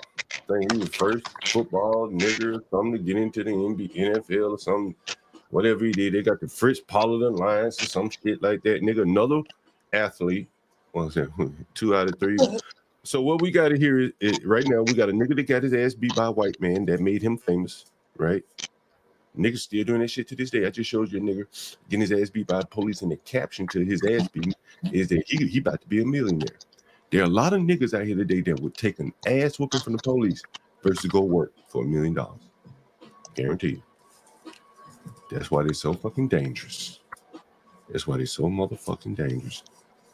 And so here we have, who else did we say? We done covered the athletes. We got Fritz Pollard, Kobe Bryant. One nigga that was scared to death of niggas that he got up in a plane and fell down. It was Why you gotta say that, bro? You know how crazy it is. That That nigga felt like it was safer to get up in the air and fly than ride through a nigger neighborhood. And here these motherfuckers are honoring that nigga. I mean, these people all be ashamed of themselves. They ought to call the whole thing off. Say, America, please don't honor us during Black History Month. We too embarrassed. We can't. We ain't got nobody to honor, right? Somebody said the first black coach in the NFL, first black coach. Well, I think we do have people. I'm gonna disagree. I'm gonna respectfully disagree. I think we do have people to honor, but we're not honoring the right people. The last 400 it would have been nice to see Candace Owens or what's the guy's name? I'm surprised they let Ben Carson up that motherfucker. The black guy that was on the show, the morning show with Charlamagne. The black politician dude. DJ. Not the one from Christ, not the Jamaican guy. Larry Elder. They should have had a Larry Elder, Candace Owens, Booker T. Washington. I think there's some black greats that could have been honored. And we got a nigga that got his head beat in. We got the first NFL coach. How many Super Bowls that nigga win? Any? We got a basketball player that was too fucking afraid to ride through a nigger neighborhood that he flew and fell out the sky. Thought he was a bird. Ben Carson, a nigga that niggas were killing today if they could get their hands on him just because of what he believes. Who's next? Kobe. You'd be a dead young nigga if you were Kobe and you lived in the neighborhood you live in, young man. You do understand that, right? Nobody's gonna tell him. John, you ever been out there in California, John? Yeah, I've been out there, boy. Me too. Okay. Let's talk about Kamala Harris. We got a nigga honoring Kamala. Little niggers honoring Kamala. Yeah, I saw that. She was elected. She didn't do shit. outside of being elected, what has she done? Cackle. So we got 2 politicians, 2 athletes. And a doctor. And a doctor, but they kill him. Well, they shun him. So they hate Ben Carson. At least the Negroes do. They hate the only one that made something of himself outside of sports or government. Yeah, right? That's where we stand so far, right? So Kamala Harris, same thing. It's amazing that you know how much of a reach it is that they chose this niggers here. You know how much of a fucking reach it is that in 2025 these niggas chose Kamala Harris, a motherfucker that's marginally black at best. That's a reach right there. Yeah, she was Attorney General, which means she was elected to that again. She didn't build no fucking jail to put them in. Right? The white man built the jail. So Michelle Obama, what did Michelle Obama do? Anybody name anything? She escorted. She was the first lady. Bring my girls back. Did she bring no girls back from that tribe in Nigeria? The motherfucker, that clan that rescued them. I don't even think she did that. Did she? Let's move. Did the niggers start losing some weight on Michelle Obama? A healthier, fitter black woman. Deacon Dave said, "Lawyer, man, don't make me look up her legal career. Be very interesting there. Man, matter of fact, let me look at this. And why are we doing that? She from Chicago too, right? Yeah, Michelle Obama. And let's see, Michelle. I know the quotes to look up.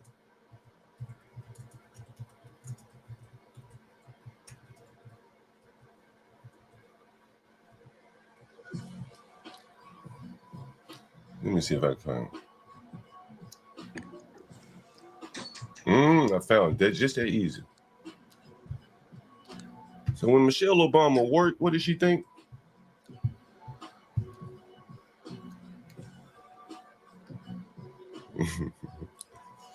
What did she think? You talking about this headline? Sorry, I just got back. They mentioned Michelle Obama. When Michelle Obama was working as a lawyer, she carried her racial grievance to work with her. She felt that the whites, political leaders had far too much power. She wanted the niggers to be in charge. How did it turn out, baby? Baby, how did that turn out? They want Wakanda. Who's gonna build it? First Lady Michelle Obama was distressed by how a tight circle of white families, niggers, white families completely locked up power in Illinois. According to author Jody Cantor, the New York Times, Michelle particularly resented the way power in Illinois was locked up generation after generation by a small group of families, all white, Irish, Catholic, the Dalys, the Hines, the Madigans. I think this goes back to what we were talking about yesterday, how it's just too much, there's just too much focus and emphasis on white and what they're doing. Thing fit back at it like I never left. Maybe these niggas telling me don't do this. And niggas know I've been doing this shit for a very long time. Been feeling this way, niggas since I was a little boy. And so when the niggas say don't do it, it make a nigga go directly at it. You know, I even have the same, for most of my life, I don't know if I ever told you this, Kimmy K. I always say, man, if you don't know what the fuck to do, look at what the niggas are doing and just do the opposite. If you can't fucking figure it out, like if you don't know where to go, you see a bunch of niggas riding on Spirit Airline, don't ride that. Figure out another airline to ride. You know which one not to ride. Right? I can't tell you which one to ride, but I can tell you which one not to ride. You see a bunch of niggas going to a club, okay, I ain't gonna go there, right? I ain't telling you where to go, but I'm telling you where you probably don't want to go. It's kind of somebody live like do the opposite of what the niggas are doing. You don't even gotta think about half the shit you're doing. Just do the fucking opposite. If you don't believe, you just go listen to that Kick interview. Niggas say just gamble all this money. Don't think about saving nothing. So back to these leaders, these Black History Month. We closing out with a boom bye. Muhammad Ali. I love Muhammad. What's up, Ryan? John, I'm right down in the middle of Baltimore, man. You got to watch the M bomb. You got to watch the M bomb. Take me off speaker. No, just kidding. Muhammad It's Ali. I wonder what would the niggas think if they heard the #1 movie in America 2 weeks in a row. I wonder what the niggas think if they heard Muhammad Ali talking like this. White person watching this show, a new intelligent white man in his or her right white mind want black boys and black girls marrying their white sons and daughters, and in return introducing their grandchildren as half brown, kinky-haired black people. I'm sure I wouldn't object. Well, you wouldn't, but a lot of them would. But I'm sure a lot of people know. This is the point. What I'm trying to say is this. Not the kinky-haired black people. You on the show, you got to say that. But that's not true. Why would you want to do that? Because I don't think I'm any different from you. You see. Yeah, we much different. I mean, I think society's made us different. You know we're different. We're all together. Society's made us different. No, not society. God made us different. No, we're just human beings. He made all of us. We all listen. Bluebirds fly with bluebirds. Red birds want to be with red birds. Listen. Tell me when I'm wrong. Pigeons want to be with pigeons. Tell me when I'm not. We should have. They don't have intelligence, but yet they stay together. We should have more intelligence than them, right? Buzzards are with buzzards. Yeah. Buzzards are with buzzards. Bluebirds are with bluebirds. They all are birds, but they got different cultures. The eagles like to hang out in the. And as I'm listening to this, I'm thinking about what Michelle Obama resents so much. The bluebirds hang with the bluebirds. In her view, the Irish hung tight. And the niggas can't do that. They can't do what the fuck the birds do. Yet they're honoring him.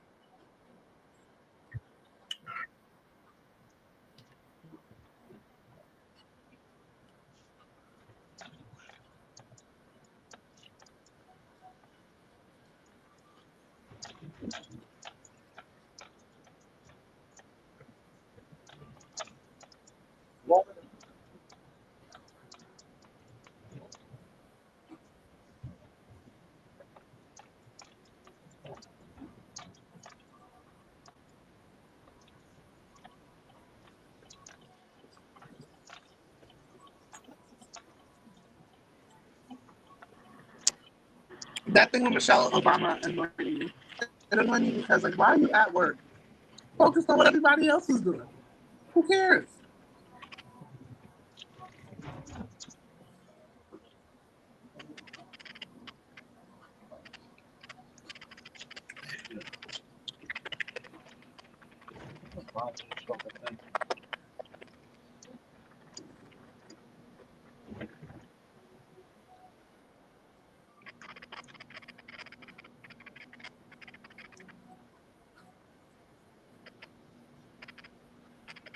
I'm telling you, a lot of these people are jealous ass haters. Like, that's just the mentality of a jealous person. She disapproved of how Daley held power, surrounding himself with 3 or 4 people who seemed to let few outsiders in. A concern, like, you just look like a hater. Like, oh, I want to be friends with them, but I can't be, so now I'm going to cause a problem.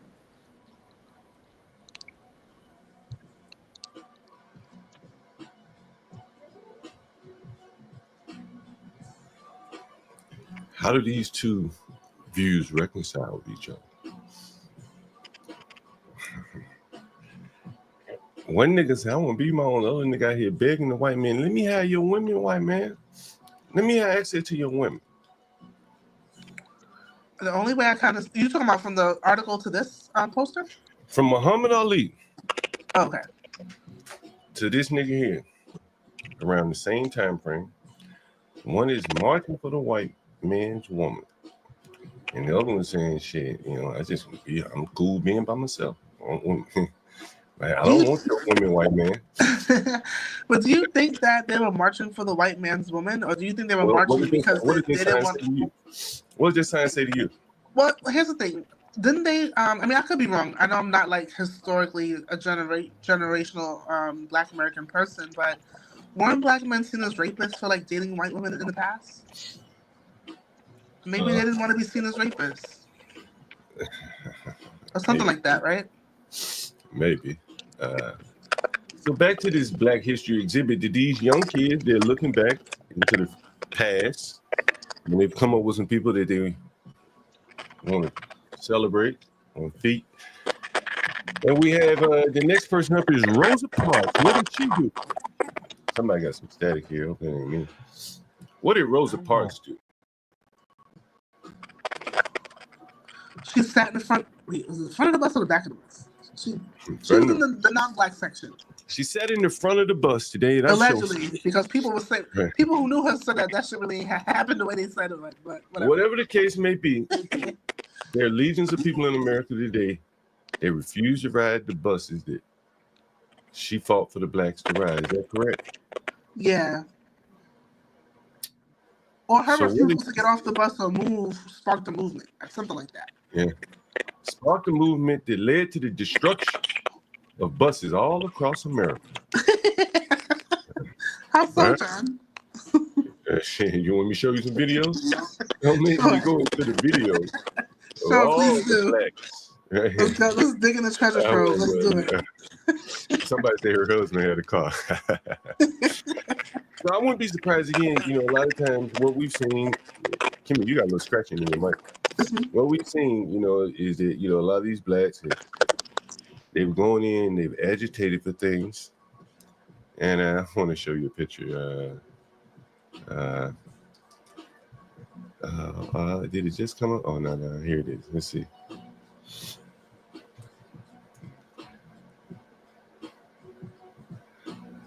Let's see if it's going to come up here. Come on. It's taking so long. You know, I went, no, that's not it. Oh, shit. I thought I had it. I know I have it. Give me 1 second. I do.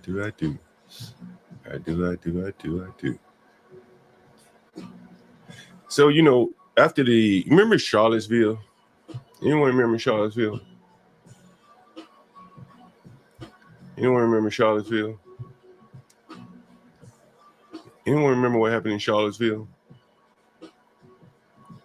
I went down to Charlottesville, you know, after the niggers, they were rioting about this statue here. And if you zoom in, this is Monument Avenue in Richmond. Oh, this is not Charlottesville. Sorry, I went to Charlottesville too, but this is Richmond. And I remember going here and I said, man, look what these niggas are doing. Look at these niggas sitting on this statue and desecrated the statue. BLM, fuck Trump. Pigs, George Floyd. Look at all this shit. Monument Avenue in Richmond. Anyone ever been in Richmond? You know, Monument Avenue is some very beautiful homes. Look at this shit. It's great white man. These niggas don't know nothing about this white man. They ain't read no fucking books on this white man. They ain't even read anything about him. And look at these fucking niggas, man. This, oh my. Robert E. Lee can suck a whole ass. And I remember like yesterday I was going down there and this white guy, I went up to a white guy and he was motherfucker was armed. I wasn't armed.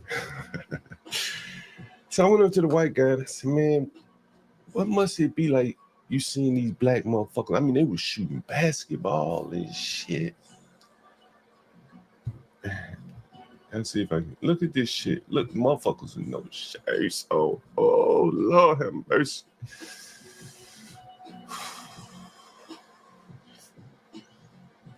Lord have mercy. Can you imagine me looking at this shit? I'm looking at this shit, I'm like, niggas, you couldn't even build this statue, let alone the history that this man had. You know nothing about this motherfucker. And if you did, probably be a man you should honor and wish there were more black men like him. And once they tore the statue down, They ain't rebuild shit. They moved on to the next fucking thing to destroy like a locust. And I made it a point to go here before they tore this shit down. Documenting history, proving my point. And this is why niggas threaten me and don't want me to do these shows, I would imagine. But this ain't a good look. This ain't a good look, I would imagine. You'd have to disrupt it, shut me down, because this shit is hard to confront full on. Yeah, I took pictures in amazement. ACOB, see they wrote ACOB on this motherfucker. You look at these big fat niggers. It's big fat niggers. Let's see if I can show them. The niggers here standing here. You see all the niggas in the photo right here? They got to choose her or a white dog. So it's no wonder that these niggas did this. No wonder. They didn't want that white dog. This is unacceptable. Look at them niggas. They won't be over there by the white girls. Black History Month here. Look at these niggas. Desecrated a great man statue. Look at these niggas. Jesus Christ. Jesus Christ. Bunch of dead niggas who built nothing under the statue of a great man. What does it say? Look at some of the bullshit they wrote on here. On this great man statue. Black is beautiful. Black is beautiful. And we got motherfuckers out here saying, I want to fuck a dog instead. A black nigga. Somebody views don't reconcile. Black is beautiful. Yet, we got a nigga that said, what? Somebody lying to themselves. You know, which one is it? Who is it? Who's lying? Kimmy Cage, which one do you think is lying? I might have to go with the statue. Because this guy's not lying. That is his truth. I fuck a dog. And I showed you a dog on the screen. A black dog, though. Big old fat black dog. Them niggas looking at that dog like, stay away. Stay away, niggers. Stay the fuck away from me. I don't want nothing to do with you. This is what it was all about. Yeah, black is beautiful. I wouldn't be surprised if a white motherfucker wrote that shit. Look at all these dead niggas. Nina Pop. Anybody know who the fuck Nina Pop is? You ever heard of her? Dominique.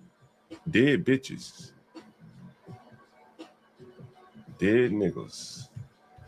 Tony. I think they're from the transgender community. Yo, look at this shit. Look at this shit. Yo, look at this. Look at this. Look at this. Now, this was way back. This was during COVID, right? Remember, Kim, I told you back when I was in the Bronx. Think about this. I was in the Bronx and I saw a Black Trans Lives Matter sign early on during COVID. Now, think, some of these niggas got masks on. Look. This niggas right here got a mask on, if I'm not mistaken. Damn. Hold on. Wait, shit. Hold on. This nigga, wait a minute. It's a nigga with a mask on. I think this nigga right here got a mask on. Look, Kimmy K. This was during COVID. That's a mask on her face, ain't it? Did she got a mask on? Oh, yeah, it is. She does. Yeah, she got a mask on. See, this is during COVID. And look at this. I got to go back and look and see when this picture was taken. Black Trans Lives. This shit was going. This was in full swing. This was the real. Look all Black trans. Protect Black trans. Do you see this? Protect Black trans women. Right? Damn. I just noticed that shit. These niggas been guinea pigs all along for the trans movement, as I thought. Whoa. That's where all the money went. Whoa.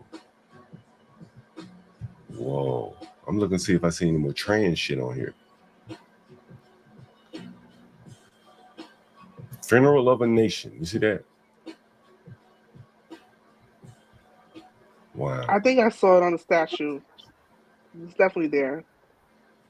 Protect Black trans women. Are these trans women? Somebody look these women up. Nina Pop. Is that a trans? The community, from the Say what? community people.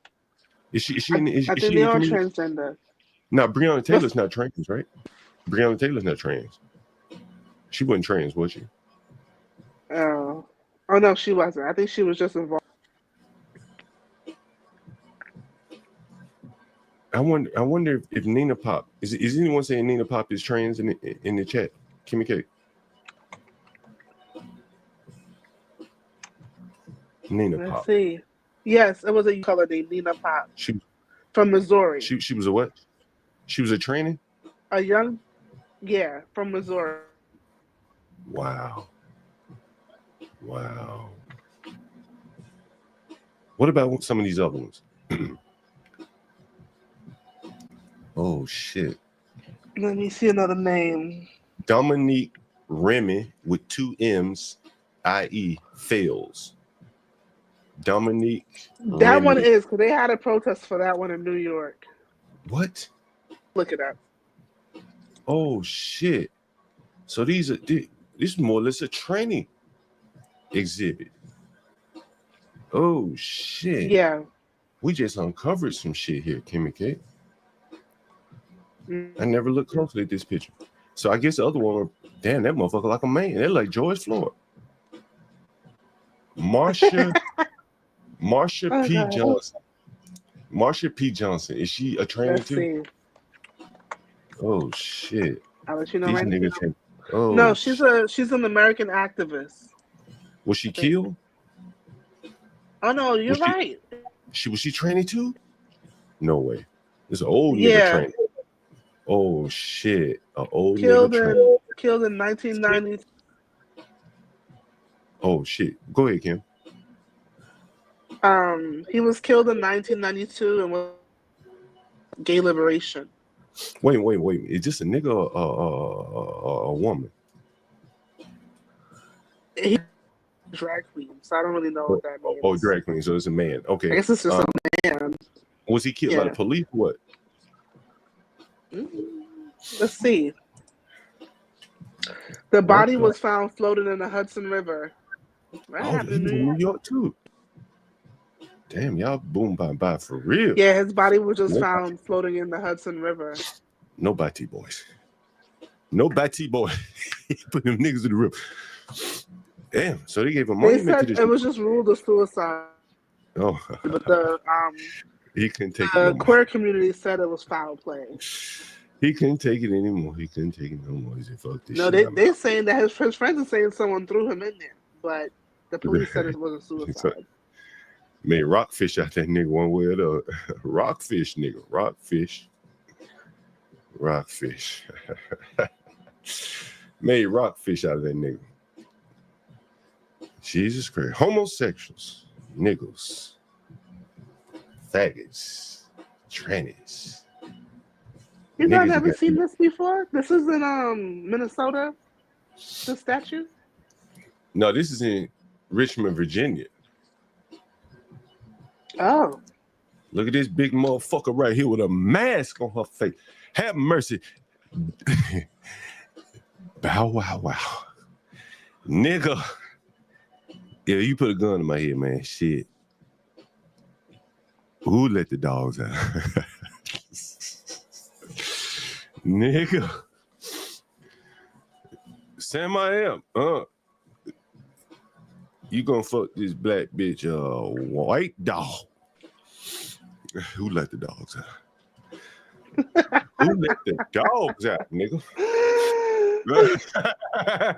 Who let the dogs out? Sam I am. All I want to know All I want to know. That's all I want to know, Sam. I am.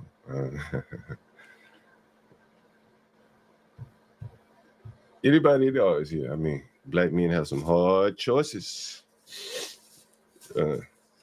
Meanwhile, she's sitting up under a sign where it says, "Black is beautiful." With the statistics the way they are in Black America, it's a good chance that she can't read. But if she were to read that black is beautiful, do you think she would believe it? When she looks in the mirror every day, does she believe black is beautiful? You think she really believes that? Yeah, When she's going to believe it. When the men look past her day after day, you think she really believes black is beautiful? Well, here's the thing. It's not true in her case, but she will believe it. You think so? Well, that would show you that these people have a real serious. Anything you look say that defies her beauty standards, she's going to accuse you of shaming her. You're trying to body shame her or... But when she goes home and she looks at herself looking like this, she know, Kim and K. She know. They know. She know. But you know. If you don't believe me, what does this picture tell you, Kim and K? What does this picture tell you? What does this picture tell you? It just looks like chaos to me. Like a train back in the 1980s. Let me zoom in a little more so you can see what's going on. Let me zoom in. Let you see what's going on. What's going on, Kim and K? People in the chat, tell me if you see what's going on here. Well, it's not positive. All I see is the F word, the F word, the F word, the F word. What else do you see? There's something bigger going on. Anyone see what's bigger going on here? I don't know if I want to say it.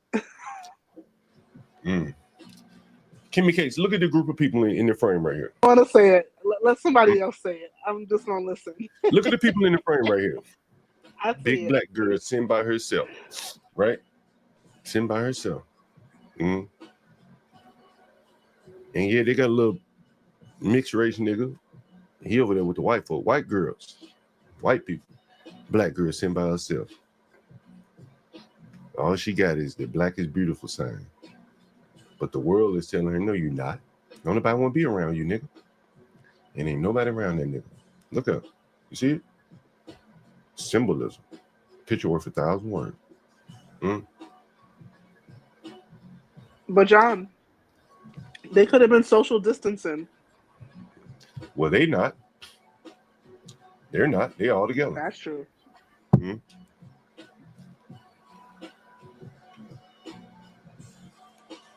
And so there we have it again. This is a mirror of society right here. Nobody wants to be around this big fat black ass woman. Even if it's under the sign of Black Lives Matter. They're socially distancing. You are correct. They are socially distancing. A mixed, diverse group of people over here, and the black by herself over here. Nobody wants it. Not even the niggas. Ain't none of the niggas even sniffing around. Right? Am I correct? Huh? And you see the mask from COVID.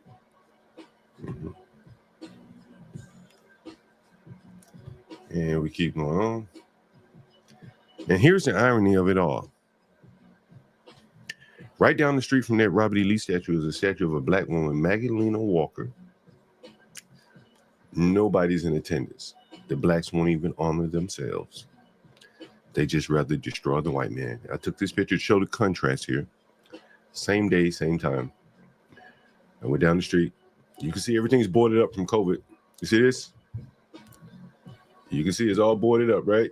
Everything's boarded. COVID. From COVID or people smashing and grabbing? Black Lives Matter. Sorry, yeah, Black Lives Matter.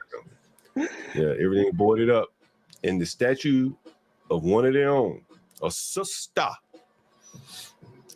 they rather go destroy the white man than go honor their sister because you all know.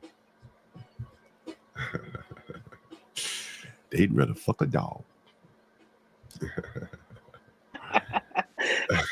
Yeah, Herman, I ain't never let that one go, bro. That one was too good right there. I never let that one go. It's too good. He served it up to me, rough, rugged, and raw right there. Right? He served that one up to me. That was too easy. Yeah, I never let one nigga go. I always got this one, Herman. You shit, nigga. Long before Tailboat.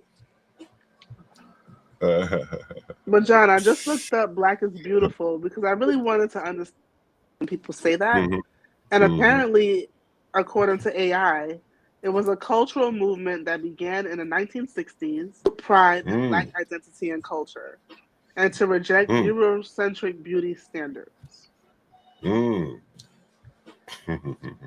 They never embrace their own beauty standards. They just want to reject others, like tearing down statues.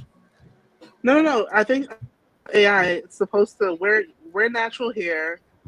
I think that this was the early DEI. Wear natural hair, support Black colors, and celebrate Black culture. Kimmy K, do you know who this is right here? And the woman that he wanted to marry. But they talked him off. They talked him out of it. Martin Luther King and Joan Baez. I'm just threading the needle, right?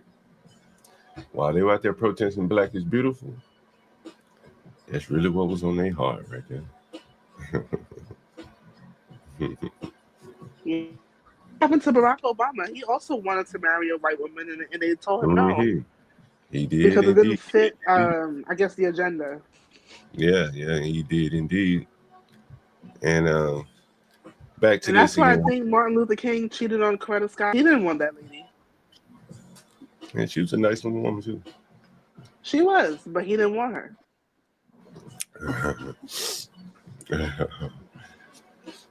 And who else we have up here? We've covered Kobe. That nigga died due to the threat of Black violence. Rosa, she sat her ass down and made history. Barack, well, we all know his story. Kamala, we all know her story. Now, one of these motherfuckers built even a doghouse. Not one of them. Not even a doghouse. Wilma Rudolph. Well, that bitch, she ran for a living, didn't she? You know what she did? She was running, wasn't she? Anyone know who Wilma Rudolph is? She was baseball, soccer, track and field, right? Yeah, I think she was track and field. FloJo was also track and field, right? FloJo was track and field, right? George Washington Carver. They had to go back 100 Yeah, years. she was an Olympian. FloJo Olympian too. You know what else is interesting about this Kimmy Cake? How many of these niggas are tethers?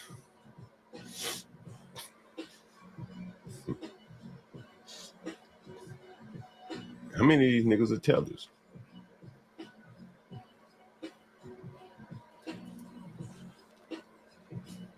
Anyone have any idea? I don't know how about many? everybody. Maybe half and half. Mm-hmm. About half of them are tethers, and here the Black people are at war with the tethers. They'd have to take down half these monuments right here if they took down the tethers. Because I'm sure some of these people were tethers for sure. Oh, they got Martin Luther King up there. Well, he did nothing. He didn't build anything. Michelle Obama, Barack is a tether. Barack, Kamala's Kamala. a tether. I'm sure Fritz Pollard probably is a tether. John Lewis might be one too. Bob Marley. Fritz FloJo Pollard, because it ain't Fritz just alone. FloJo probably is one too. No, I think she's all American. Is she? What about the other woman, the Wilma Rudolph?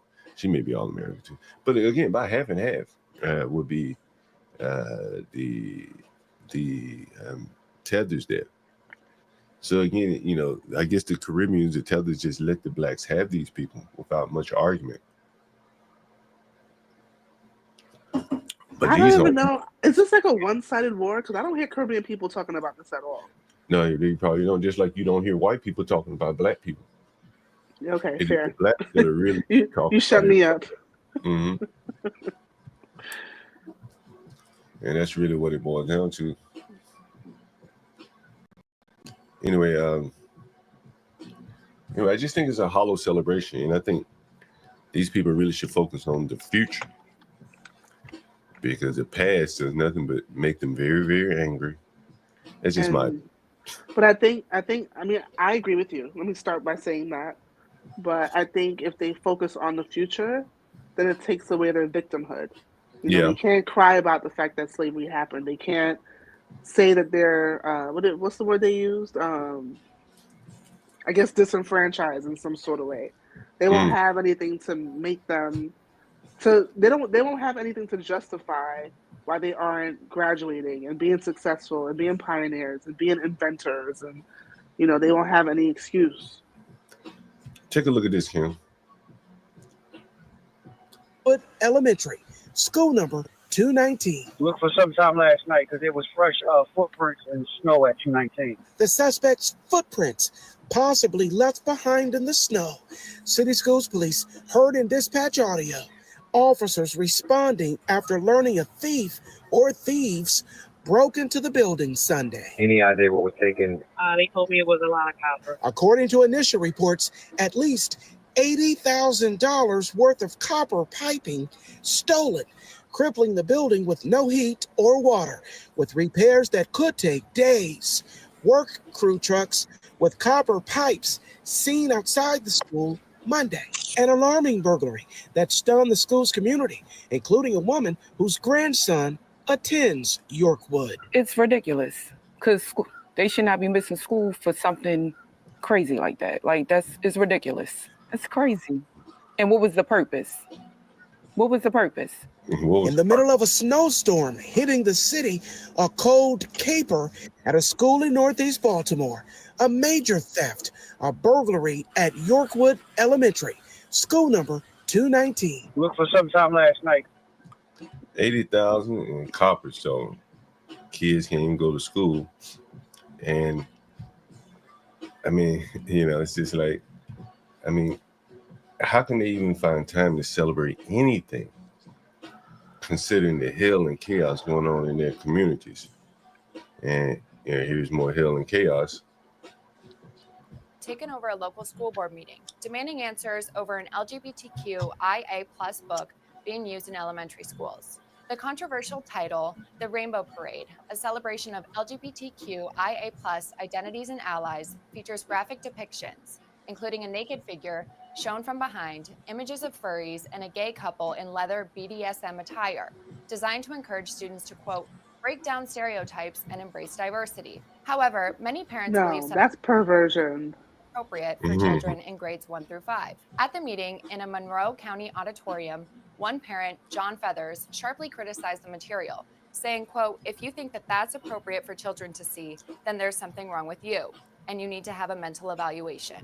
He pointed directly to the book's images, adding, quote, you can see the guy's butt clearly out, and then there are two guys standing in bondage. Superintendent Tasha Potter attempted to calm the situation by referring to the proper procedures for filing objections, but her comments were met with overwhelming boos from the crowd. One parent filmed the dramatic scene, exclaiming, quote, it's our board meeting. We pay you. Yes, we are going to go into a recess. Can I have a motion? Thank you. We are in recess. As tensions escalated, school officials eventually called the meeting to a close without hearing further public comments. Footage of the contentious meeting quickly went viral, drawing even reactions from high-profile figures. Notably, Department of Government Efficiency Chief Elon Musk shared a brief comment on social media, simply stating, Their worst nightmare. The Penfield School Board has not yet issued a response Look to at the the school incident. board. This incident has ignited a fierce debate over the appropriateness of school materials and the balance between promoting diversity and protecting young children. Considered grooming? Isn't that considered grooming? One would think. Kim Case, I just got this email. Someone sent it to me and said, yo, you got to show this. Okay, what is it? I'm about to pull it up. Make sure it's showing up there. And again, man, again, like people send me all this kind of shit. And I mean, You ain't gonna Our believe friend it. John Lewis is not a tether. He's a thief. Can you see that? Everyone can see that.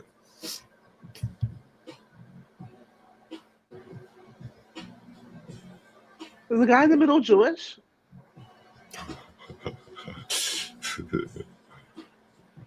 Perfect for baby rappers.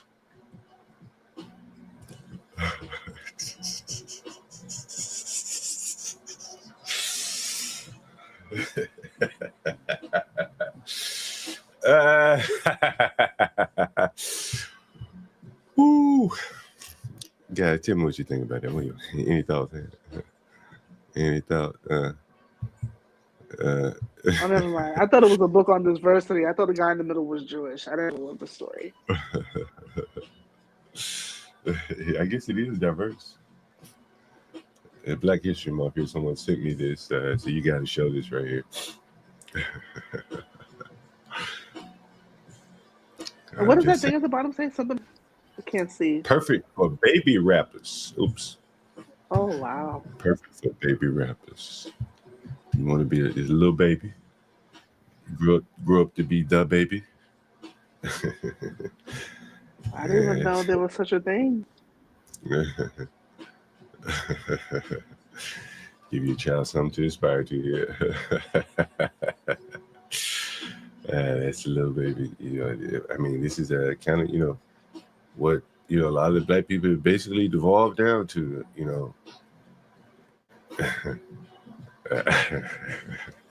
don't know what to say, man. What do you guys think about that? What do you guys think? But, again, back to the bigger part, which prompted me to kind of do the panel, is, I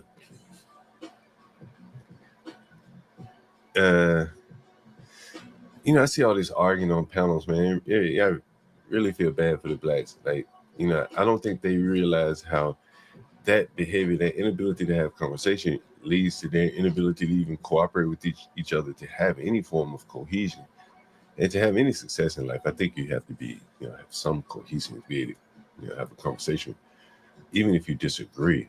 I think it's a blind spot that, I'm not sure if the blacks have it or not, but regardless, it's rough sledding. Yeah, MFB, he killed 14 people in 14 months. We were talking about it. I remember when he killed those firefighters, because a buddy of mine, his family member is a firefighter. So we showed it. We showed it. Yeah, he to me, and we were talking about it, I think the interim police chief, and I want to say Birmingham has had quite a few police chiefs over the years, so you just haven't been getting stability there, and so that's going to lead to him, murderers running free. You consider this guy wasn't a sniper. He walked into a fire department, killed someone, and went on to kill 12 other people in 13 more months. And the police seemingly can't catch this guy. He wasn't wealthy or anything. You look at how quick the New York police tracked down that murderer and they killed the United Health guy. And then you look at this guy just running amok in the black community. And he ran up 14 murders before he was caught. And therein again, back to the subject, I've talked about the Birmingham mayor over the years. Over the last couple of weeks, actually, where he's pushing to close down clubs and businesses, apartment buildings, as opposed to tackling the crime. And he did that all while there was a mass murderer on the loose, where his police department was too ineffective to catch the guy. So that's kind of the consequences of incompetent governance there. He was a thug. Some of those murders were hired. They were hired jobs. Okay. This is one of the many. I think most of them would get caught, honestly, or get caught before they can get onto a real serial killing type path. That's just my opinion. I think, a lot of blacks have it in them to kill a lot of people, but some of them probably get caught before they can pull it all off there. Just by it's called baby rap, or the. Can you bring I'm that sorry. title back, John? That Oh, baby the rap book. book? I'm about Yeah, to look it up Give me real a quick. quick. Child rap book. It is called The Story of Rap. The Story of Rap. And the story of rap there.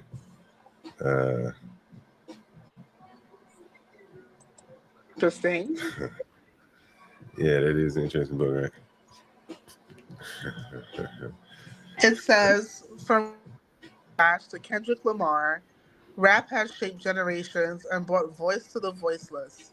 Bop along with the greats in this that introduces little ones to the rappers that started it all.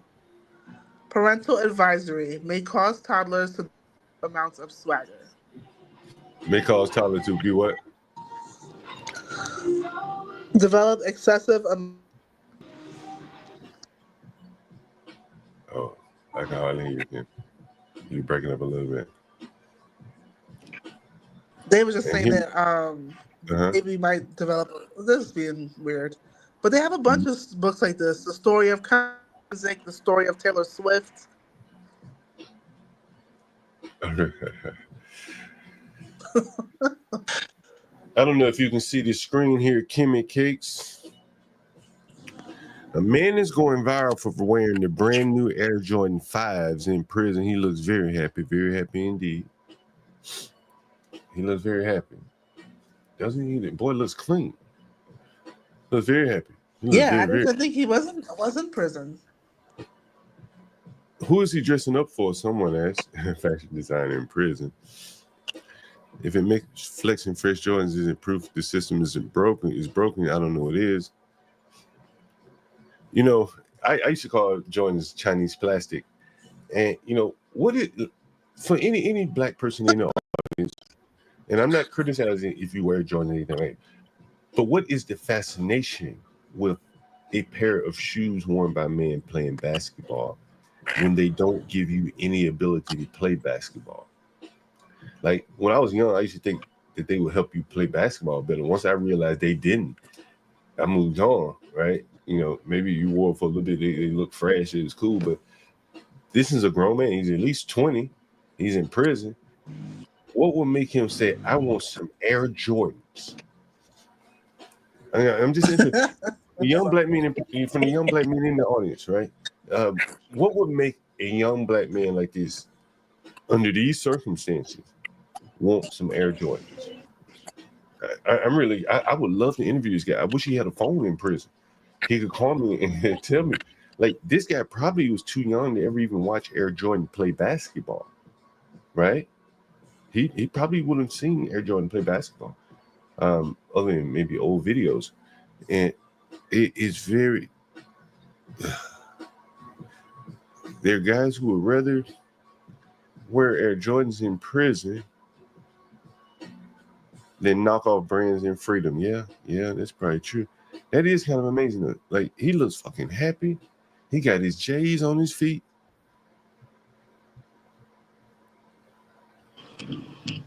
Oh, you got two of you up here, Kimmy Cake. Want to take the other one down?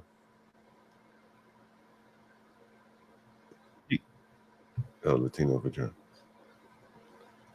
He got his J's on his feet. People saying he looked a lot better than a lot of y'all outside the wall. I was about to be like, is that my brother-in-law? A whole outfit. Who you trying to look fresh for? Other niggas? I guess.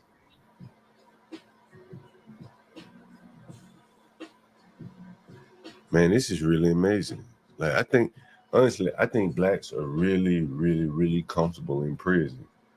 And I think, you know, It's a as we were talking brotherhood, about, I think as we were talking about, as we were talking about how to discipline that little girl, clearly putting blacks in prison, putting this black in prison, I ain't gonna say all, but putting this black in prison, that's not a solution. You know, everybody can agree to that, right? Like, this ain't working. right? Would you say that's fair? I mean, why would you say it's not working? Look at that big ass grin on his face. Look at those shoes. Like his priorities are so out of order that here he is with his freedom taken, and he's posing wearing some shoes that, I mean, like, he's probably 15 years old in his, in his mind. He's probably 15 years old, right? You know what I'm saying? He's 15. He's just been summoned to his room. You heard the other guy when we showed him, and he said, "He like, look, I got my work, I got my phone. Yeah, I'm good." Right? Yeah. When he said work, bro, I was like, that ain't work. Like, I want to play a So little let's put role. it this way: it's working in the sense that they're not just free to be I live stealing that people's life cars, too, or Kenny. You know what I mean? But Hold on, that's not like work. a separation from society. But is it really working to change behavior? Absolutely not. It's not work, dude. What I'm saying is, like, can you change his behavior?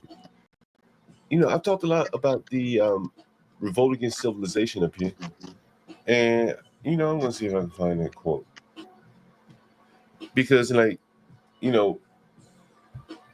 I'm thinking that you let him out of jail, and again, I remember one time I was coming out of jail. Tyrone and all this, he probably know what I'm talking about here. I'm coming out of jail, you know what I'm saying, and you waiting to get out. You like in a little area. You're not in a cell anymore, like your regular cell. You kind of in a little area where, they let you out. They don't let you out, but you're waiting to get out. Mm-hmm.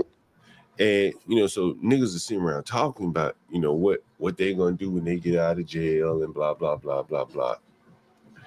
And so you listen to them like, damn, these niggas about to go back to the block for the same shit they just got out for. They be like, I'm about to go back to the block. I mean, what else would they do? Right? Like, I mean, seriously, what else would they do? Like, and you look at the mentality of this young man right here, posing in prison. But the bigger point that I see here is he had the want for sneakers in prison, right? His desire for sneakers was just as strong in prison as it would be out here on the streets. And he found a way to get them, right? Found a way to get them. Somebody, maybe a family member, sent them to him. I don't know. Again, to impress who? Why? The blacks have a real strong desire to impress people, even when they're downtrodden. This motherfucker don't even have freedom, but here he is posing. Yeah, you took the words out of my mouth. Like, where are your priorities? You have no freedom. You have nowhere to live. You have no job. You're in the worst possible situation a human could be in, besides being dead. And new shoes was the priority. Yeah, and this quote right here really sums it up. I think this society, Kimmy Case, I was talking about Brooklyn one time, like, in Brooklyn, there was a map of how many red light cameras are in Brooklyn. They're all over the fucking place, like Atlantic, Fulton Street. And if you're not disciplined enough to drive the speed limit, you run through a red light, they're gonna catch you. You get home, you got $500 worth of tickets one day. And New York is, like a technocracy in a way. It's big enough where they can scale their technology. And you see things like this. It basically, this society here affords a man like what we saw little beyond a meager subsistence. And sooner or later, that young man we see on the screen, he realizes that he is a failure, that this civilization's prizes are not for him. But this civilization, which withholds all the benefits of the people who have the intellect to attain it, does not hesitate to impose burdens. We have previously stated that civilization's heaviest burdens are borne by the superior man.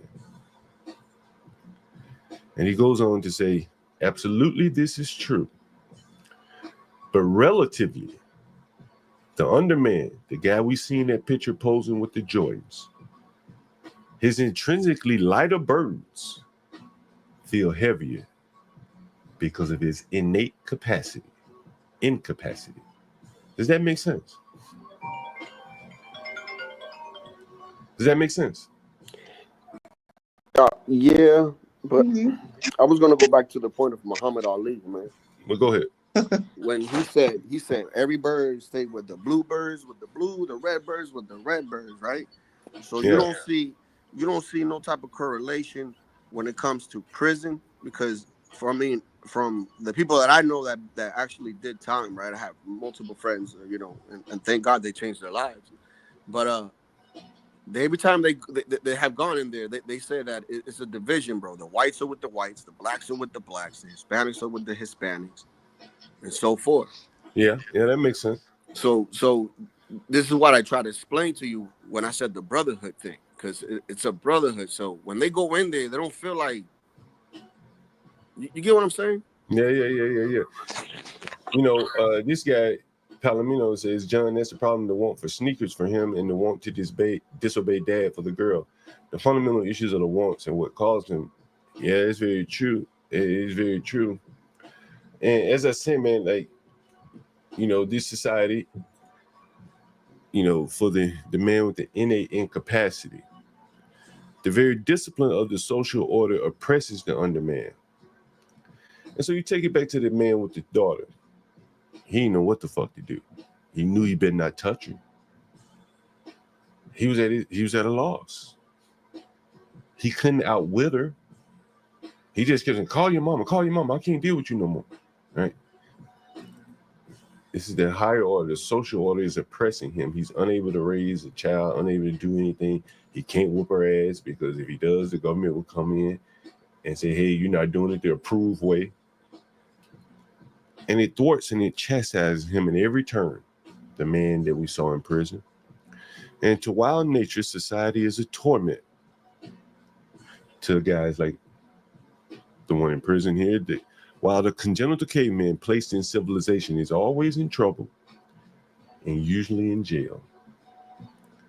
And that's what we see there with the guy posing with the sneakers. He's unburdened now. That nigga unburdened by what has been done. I'm unburdened from what has been done.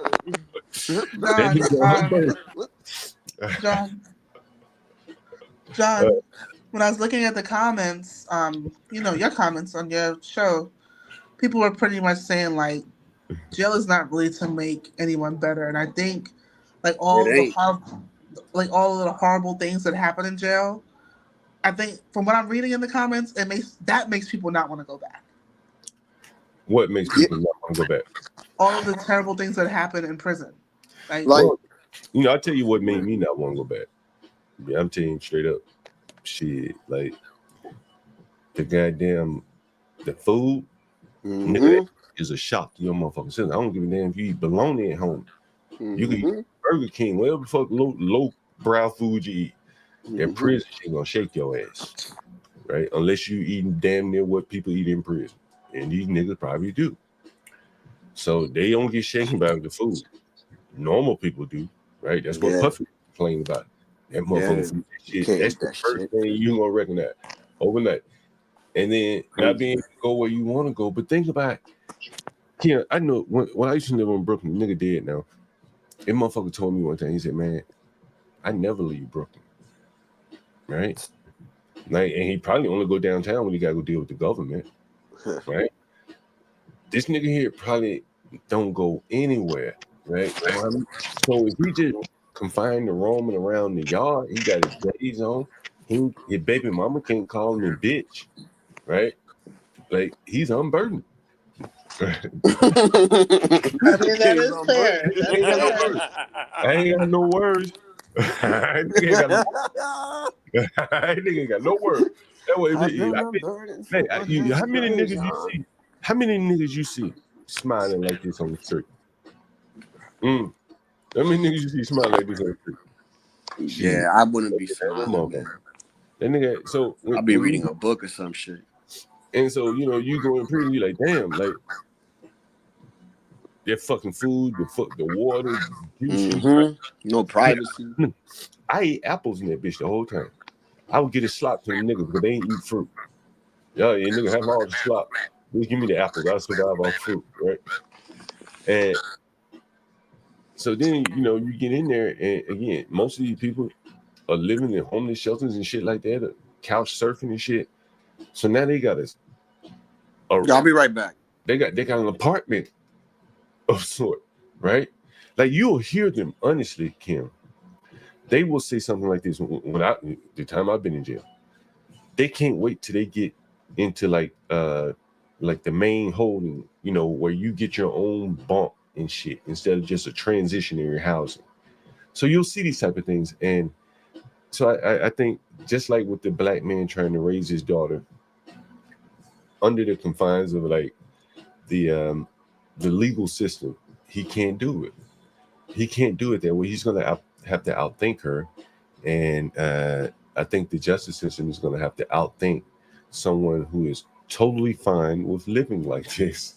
I mean, you got black people in the audience saying, bruh, he was better off spending that money on the commissary, which is true. You'd be wondering, why wouldn't a nigga stack up on food or something? Store the money. Yeah, hey, mama, don't send me no food. Just don't send me no joint. Send me some food. But that's that young man, and here's someone blaming. The fact that you can even call your mother to send you shit in jail is a problem. Just saying. That's just fucking dysfunctional. It is very crazy indeed. And anyway, I just think that these blacks are embarrassing themselves with this whole Black History Month. This whole damn month has been just one tragedy after another. I can't think of many achievements here. If someone say give them dirt cookies, John Day. You know what I say? Like, when my dad was in prison, shit, they had to grow their own food. Yeah. Grow their own food. And they are. If you didn't have a wife or a girlfriend or some family members to bring it to you, you ain't eating. That's how it was back then. But now they make you the food over there. But I think they should have hard work. Like isn't the Prime Minister of Ecuador? He said he'll take the prisoners, American, non-American. He'll take them because he'll make them work hard and rebuild his country. We should do the same thing.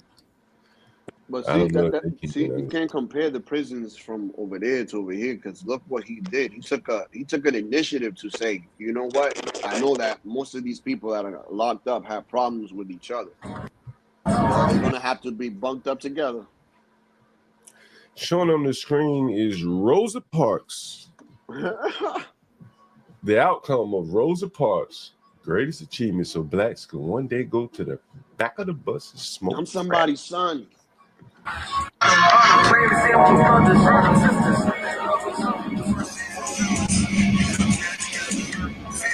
This stop is East 125th Street and Park Avenue. I'm somebody's son.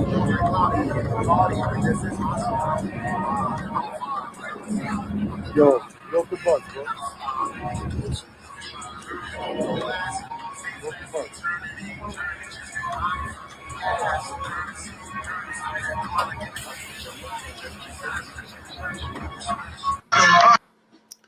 Oh, you heard how loud the bus was? Yeah. You would think that would be the bus driver playing music. Putting the secondhand smoking to a woman. Does that woman have a baby right there? With her? Anyone ever smelled secondhand crack smoke? Oof. That shit is accurate, man. Yeah, I remember in the hallways, bro. These people, man, it's gross. I mean, they're clearly children on the bus, right? John, you want to know what happened one time? My mother-in-law came here from Jersey, right? And we went to the Children's Museum in Boston. I'm pretty sure you're familiar. And we've taken the train because, remind you, I live in the suburbs, so we have to take a train, to get there or whatever. And on the ride there, this little homie with his hat backwards, rolling up a blunt, right in front of my kids in my train, and he literally about to spark it up and everything. And thank God, we had 2 stops, and I'm just like, yo, this is a thing now.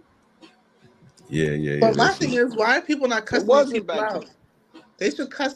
I cuss those people out. I tell them, you don't see children or old but people. Get the fuck out of here with that. Kimmy Cakes, you say some shit to that dude. Yeah. It's better not to say anything because it's like you want to live to continue doing on what you're doing, man. Because like this guy could just ruin your day. Like I said, I'm with the family. I'm on my way to the museum. Oh, that's true. Yeah. I Yeah. I don't know what this ninja gonna do, man. If it's just me and my homies or just me by myself, I'll be like, yo, like, come on, bro. Now I got a clip I wanted to share with you.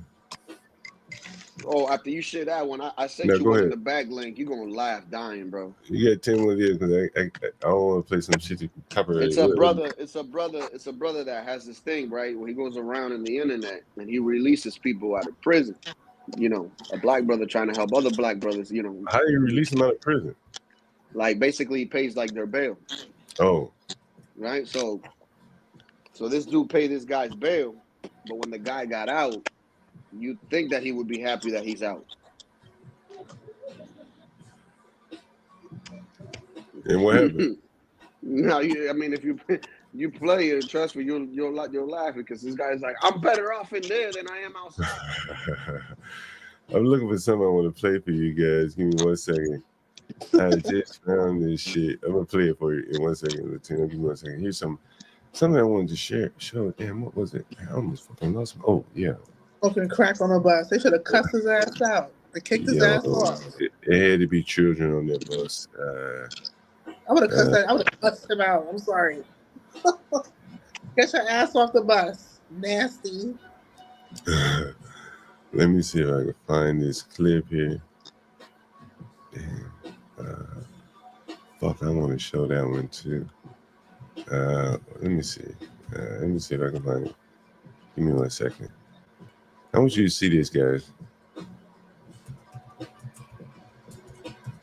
And this is what I think where we're probably going to be headed here. Let's see. Damn, man, it ain't a cigarette, it ain't weed, you crack, bro. Like, yo, bro, like that's wild, bro. Like, oh man, John, you've been on planes, man, and it's like you light up a cigarette, bro. That's like a $10,000 fine and imprisonment. Like, I don't know how buses. I'm pretty sure they got a fine and stuff, but damn, dog, like crack, bro. You know, I'm gonna show you.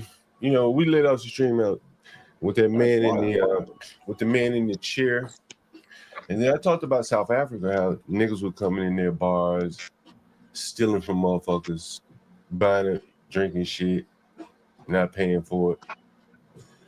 And I keep saying, like, you have to think differently with these people. Sometimes even an ass whooping don't work. And some of these alternative approaches really fucks them up. And here's an alternative approach coming out of South Africa. I want you to take a look at this.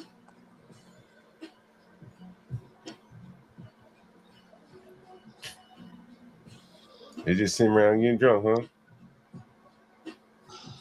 Man, but they're like fast sipping, bro. Now you see why they fast sipping, don't you? They're trying to get to the point. Now you see why they fast sipping, don't you? No, because they probably stole that shit and they made them drink it. Yeah. Is a nigga drink everything you stole? Mm-hmm. Drink it, nigga. You want to steal from me, nigga? Cool. Yo, this is the type of treatment. Yo, this is the type of treatment that we do in DR, bro. Drink it all, nigga. Yeah, this is the type of shit that you see police drink officers everything do you DR, stole bro. right now. Yeah, bro. No bullshit. That's why I be trying to tell people, man. People be like complaining about the prison system here. Man, you get locked up in a third world country, man. Look at that shit. That nigga want his nigga right there. He don't want to drink no more. Nigga, drink up. Like, come on, bro. Drink up, nigga.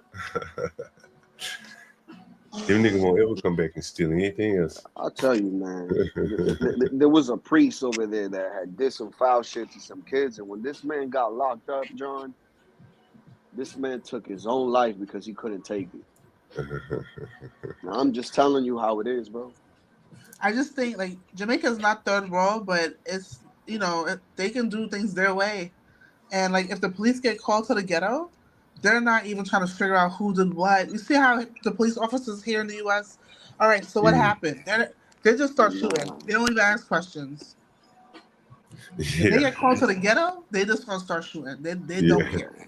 In DR, man, the neighbors and everybody else already got that dude tied up in a pole waiting for the police to get there, because if they don't get there on time, that dude might be dead.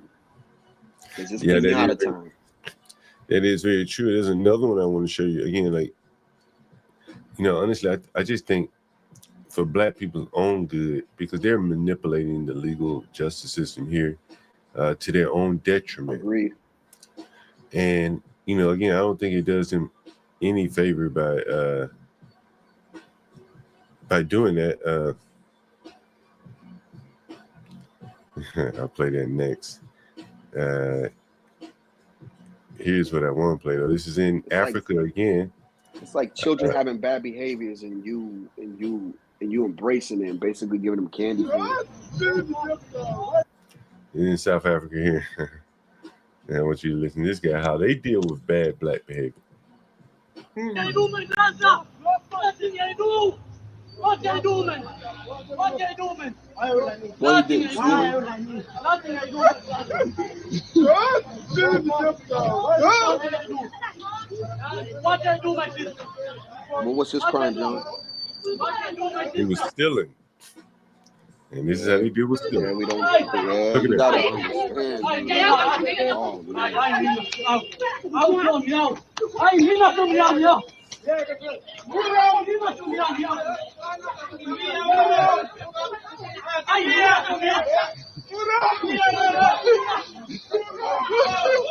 Hey, the Brazilian was the top.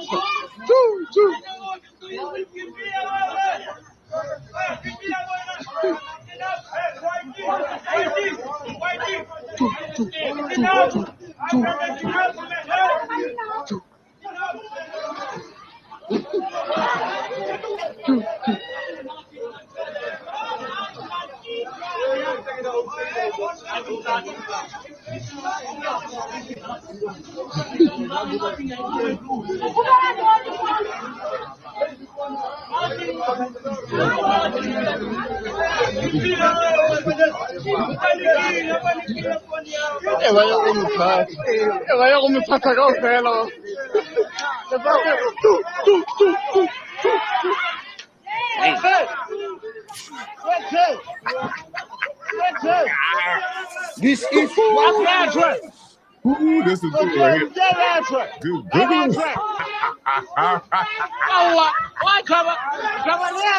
Ooh, get him. You first have to understand that everybody here works hard.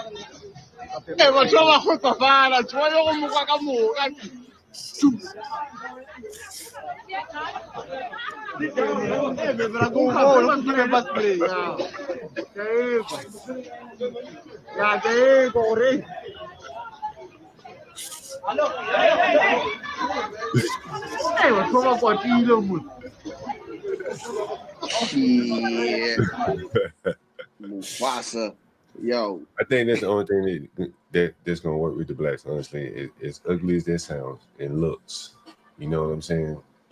I mean, they already do it. They already do it here. The Jews do that shit here, John. Damn right. You know Like, what I come mean? on, man. That shit works. Stop playing. That shit works right there. Hey, you don't see them going to other communities trying to rob shit. That shit really works. And I think we got so far down the road. Time, nigga, real quick. We getting so far down the road, letting Blacks do anything they want to do without any punishment. And you know, and it's all over the internet, and the people that don't want you to talk about it, ultimately I think it ends up, and I've shown this video several times, because I think it's so, like, it really shows you, like, what the problems are. We've shown you kiddie books for rappers. We've shown you Blacks in prison. defiant children to their fathers. And so then what else happened? They go in the workforce, and this is how they behave. Just look at the blacks. 10 o'clock in the morning, turn your phone in as soon as you leave their door. I mean, look at how you even have to just manage them. Turn your phone in, man. Who the fuck got time to do all this shit? Like, seriously, dude. I'm not gonna tell y'all. As soon as you leave that door, turn your phone in. Like, why? Because you're on my clock here. I'm telling The fact he bad, got that's bad management. bro, I guarantee. Well, bro, I guarantee you, he's had to tell these motherfuckers this shit 100 times. Oh, every day, bro. Right. This is the thing, John. Nobody's gonna listen until he right. He ain't have to say shit. All he got to do is, who's the one that keeps doing this shit? Send him or her to the office and be like, yo, you're gone. Here's your last paycheck. And But then the crazy thing is, you know, while I agree, that's how you set that respect and that boundary. The crazy thing is, while I agree with you, that may be your best worker. In a pool full of shitty workers, that may just be the best one. Not a good worker or a great worker, just your best one. And that person, without the ability to lead or desire to lead, can't really influence the behavior of others in a good way. She's just gonna use her phone, fuck it, because she knows she better than everybody else in the organization. And that's the way it works, right? They'll lead your organization down.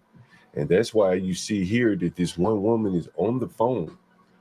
She's probably the better worker she's probably higher up on the pecking order of his workers. He ain't say And shit that's why to her. she ain't giving a fuck what he's saying. And you gonna find me, who else you gonna hire?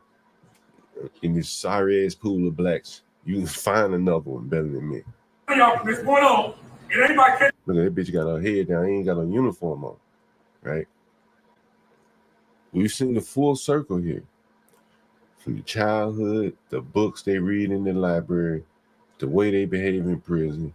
And ultimately, this man goes out of business trying to skim the best of the trash and open up a business employing these people. And clearly it didn't work. And this is an example of how they are their own worst enemies. They tear down not only themselves, but they tore down this man's business. Here he is begging them to do something as simple as put your damn phone down when you're at work. Y'all at home. If I catch you after 9 with your phone, you're fired. And take it for what it is. And I'm gonna take what come with it. And I'm telling you what it is. So I'm telling you, from the moment on, if you get that tap from one of the managers, I'm not gonna let you fired. 10 o'clock in the morning, turn your phone in as soon as you leave that door.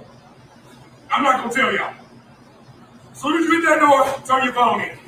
Why? Because you're on my clock here. I'm telling y'all from this point on, it ain't by catching y'all at home. If I catch you after 9 with your phone, you're fired. And take it for what it is. And I'm gonna take what come with it. And I'm telling you what it is. So I'm telling you, from the moment on, if you get that tap from one of the managers, I'm not gonna let you fired. I guarantee you, he wouldn't be able to keep his business afloat if he fired everybody to use their phones. Them niggas were more likely to do a revolt and say, fire all of us then, nigga, prove it. Yeah, fire all of us then. Prove He it. couldn't nigga. afford what they call these things. It's like a sub. You basically got to pay these people $30 an hour, man, and he ain't paying nobody $30 an hour over there. Portia said Turkey Leg Hut is in the 3rd ward of Houston. What is the third ward like? It's a different kind of place. The employees have to reflect the environment, plus a lot of black professionals are in Houston. Yeah, there's a lot of black professionals for sure. You know, you remember the lady we called, what was her name, Paradise?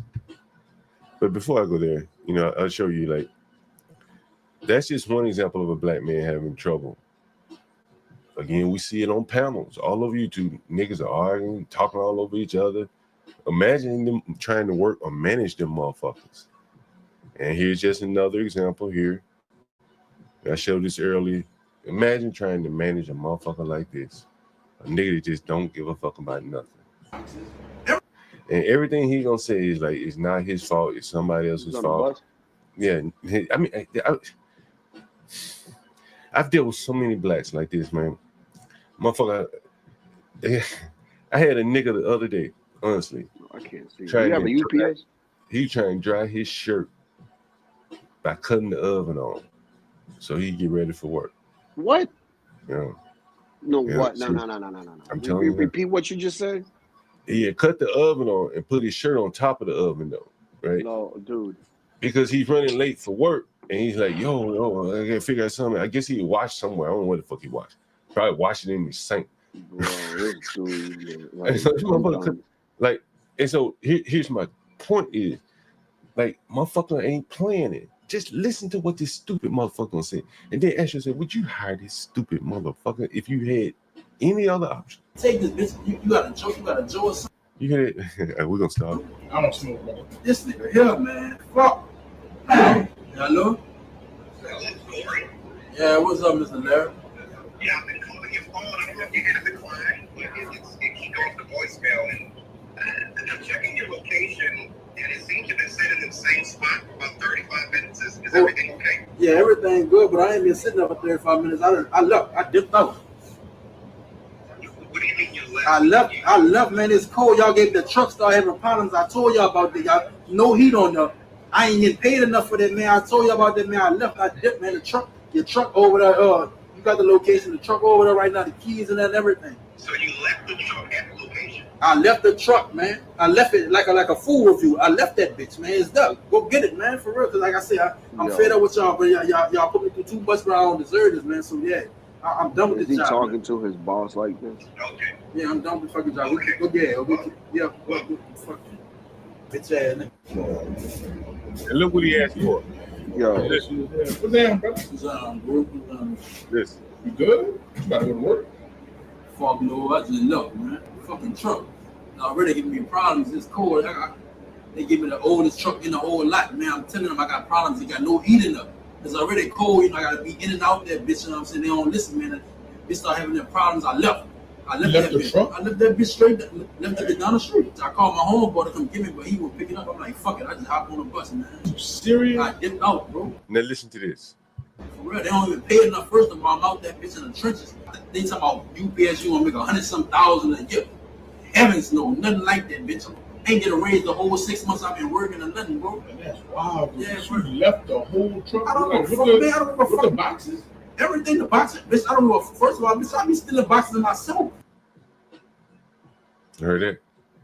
I be stealing boxes myself. See these niggas. That's crazy. He incriminated himself. I mean, like they're so dumb. He talking probably right into the camera. This shit, you nigga done went viral. I be stealing myself. I'm so stupid, and I don't give a fuck about nothing so much. I leave a truck with $1,000 worth of merchandise where niggas can just loot it. Don't even have the decency to bring the motherfucker back to where he got it from. Right. And you're gonna hear him go on and say, "Listen to this." They don't give you no pants, no jacket. They don't give you no pants. No Yeah, jacket, they do. Right? They and do. Listen to his answer. And they gave me the pants and shit. You know what I'm saying? I know the nigga ass and shit. I already know, bitch.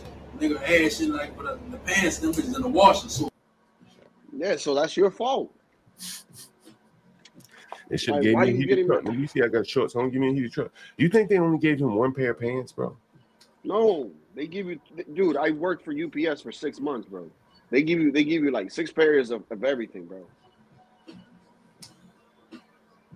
Guess he washed all his pants. Like, come on, man. Like, yo, it's called washing your fucking clothes at the beginning of the week, so you could be set for the week, bro. Like this is what you do. Get that out of the way so you won't have to worry about it. It's like with my kids. Listen, John. With my kids, right? When my kid comes from school, right? She has to get on the because it's not homework. It's not like it used to be where you used to get paper and shit. Like now it's in a computer. So she has to do at least an hour or 2 hours every day after she comes out of school. And that's the first thing she has to do before she plays, watches TV, or anything. Dude. Like get that shit done, get it out the way, and continue your day. Like this is a grown ass man, bro. How you gonna tell me you wash your clothes ahead of the week? And then, but again, oh, man. I'm so disappointed. Well, just like the young girl that you saw talking to her father, the weed ain't my fault. Talking to boys ain't my fault. There was nothing that was her fault, right? None of it was her fault. This guy doesn't have pants. Well, they're in the wash. Ain't my fault. And on it goes. Guy in prison. Shit, nigga, I got everything I need. Fuck it. Right? I'm good. This guy here, I'm sure he has some kind of responsibilities. Probably has children. At least one. And he just walked off and quit because he was frustrated. And you see that a lot of times in the black community where they just quit as opposed to work through things. And that's what this guy just did. Right? He could have stopped along the road somewhere where he delivering shit, get him some pants, fucking, I don't know, get something, a blanket, throw over his legs, something while he in the truck. If it's no something better than quitting. And then once you decide to quit, take the truck back, tell him, hey man, you know, thinking twice about this, I don't want to do this anymore. Yeah. If I change my mind, you know, maybe I come back 6 months from now, whatever. But he closed all doors. He basically blew the bridge down on his way out. And that's a union too. Yeah. Yeah, and so again, it's his union. And so again, like with reparations, what would this guy do with it? Clearly, he would squander it all. He doesn't have much follow through. I hope he buys a goddamn dryer. He may have one. He just didn't dry them in time. That's probably more the case here. That's probably more what I would think here. Let's see how many people are watching on some of these other platforms. If anyone's watching, I'm curious to know. That too. Look what somebody said on the comment. Or go buy your own pants. Yeah, that's what I did. That's what I did when I was at Stonehill. Yeah, man. They only gave us 2 shirts, and I had to work 6 days out of the week. Man, I went to Target and I bought me 3 more shirts. Yeah. Like, yeah, man, you gotta invest in yourself, man. It looked like they had a 911 call of that girl that killed that guy, Telbo. Let's hear it. This bitch need to go to jail.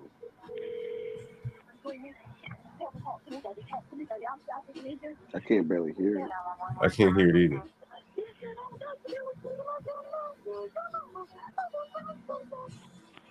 I don't think it gets any louder. Let's see.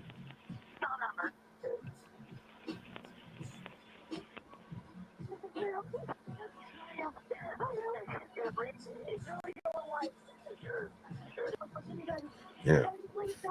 Let me see if they have a better version here. Man, by this call, she sounded very distraught. Here's Telbo Rankin's brother. Let's see what he has to say. Play at me. Don't do that. Y'all go trick them, devil. Trick them, devil. Don't play at me. Don't do that. Y'all go find something safe to do. Go find something safe to do. Since everybody felt so hit by the black bitch poke, go play with your mama. Go play with your daughters. That shit said y'all took that post and ran with it the way y'all ran with it. Talking about he don't like black people. Man, y'all bitches sound so stupid. Y'all some illiterate, dumbass black people. Y'all some dumbass niggas. Y'all ain't even black people. Y'all some dumbass niggas. Dumbass niggas. All of us on the post laughing. We country niggas. We know what the fuck we laughing at. That's why mama always say, mind your fucking business. Mind your motherfucking business. Y'all want to go viral for the wrong shit. You want to go viral? Y'all want to be famous? I'll make your ass famous. I'll make your ass famous. Because you fucking with the right one. I've been all out since he was living, and goddamn it, when he gone, I'm still gonna rock out battle. You fucking right. You fucking right. Damn right, that's my brother. Right, wrong, I'm a ride. What? Does anyone know what the fuck he's trying to convey here? What is he saying there? Is this jive? I don't know what the fuck he's saying. You see. Who gonna do something? Okay. Who gonna do something? All right. Who gonna do something? Leslie ain't in the shit.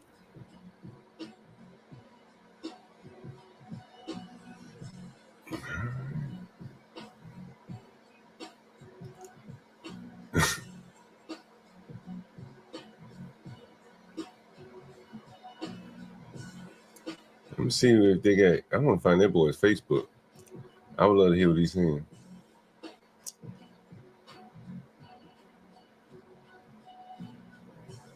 Oh, wait a minute. The family is also sharing, revealing they share many of the same negative views about black women. Ooh. Ooh. Who, him and his brother? The family. Dominique McClatty. At the end of the day, still fighting ignorance with ignorance, so I guess that's on y'all proving the stereotypes right. I don't see. Damn. Maybe the whole family dislike niggas.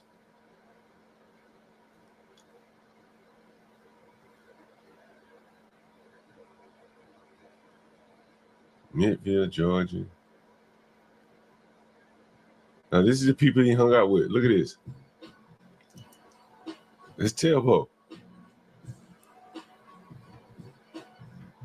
Negroes notorious for talking shit about black women.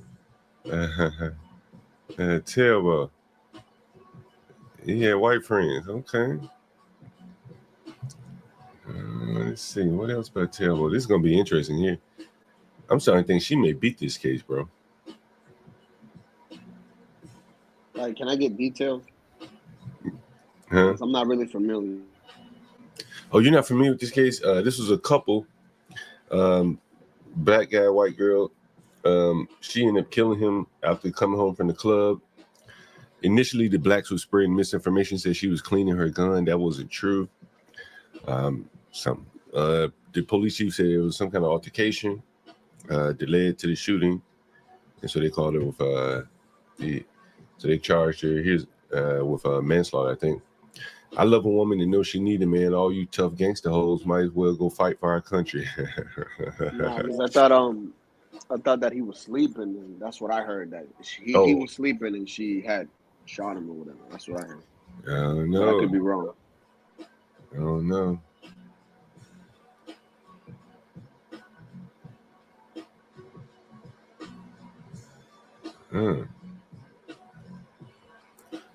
Black women, please keep screenshotting because his family is currently deleting his social media.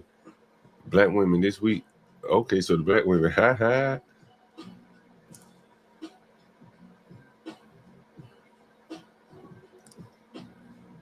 This is gonna be interesting. This woman may get off, bro. This is the equivalent of the reverse of OJ. The reverse of who? OJ Simpson. Yeah. Y'all prime example. Why he had the Duggars in a row, he probably would fuck with you. Uh-oh. In Georgia. Oh, let me guess, because y'all black bitches know y'all ain't shit. Uh-oh.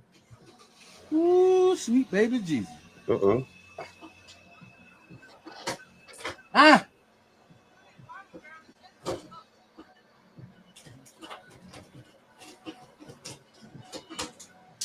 Yeah, they don't want milk. They don't want milk. They don't want milk. I tried to grieve in peace.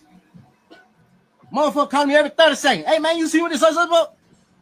I got to tell these people, hey, man, y'all stay off Facebook, man. Hey, dude, I said it again. I can't understand what this guy's saying. I know. Damn right, my cousin said he'll fuck a white dog before he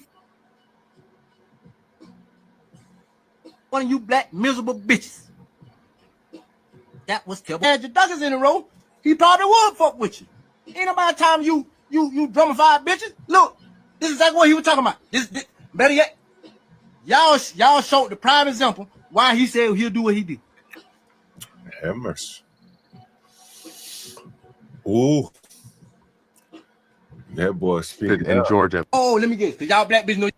Oh, wait a minute, they got tweets from his girl. They digging up tweets from his girl. Have you seen this? Nah, the sisters are probably like, well, that's what he get.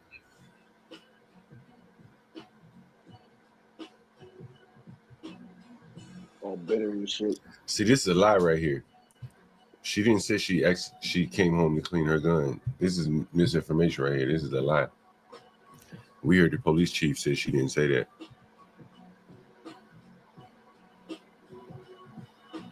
Oh, side note, I think Diddy might get off. You think so? Yeah.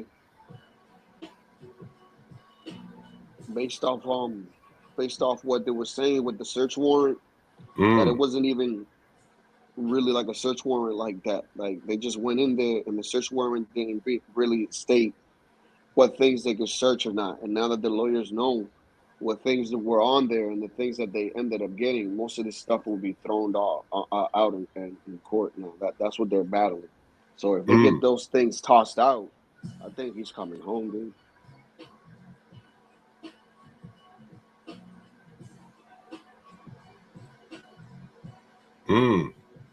Yeah, I was hearing that yesterday. I was like, oh shit.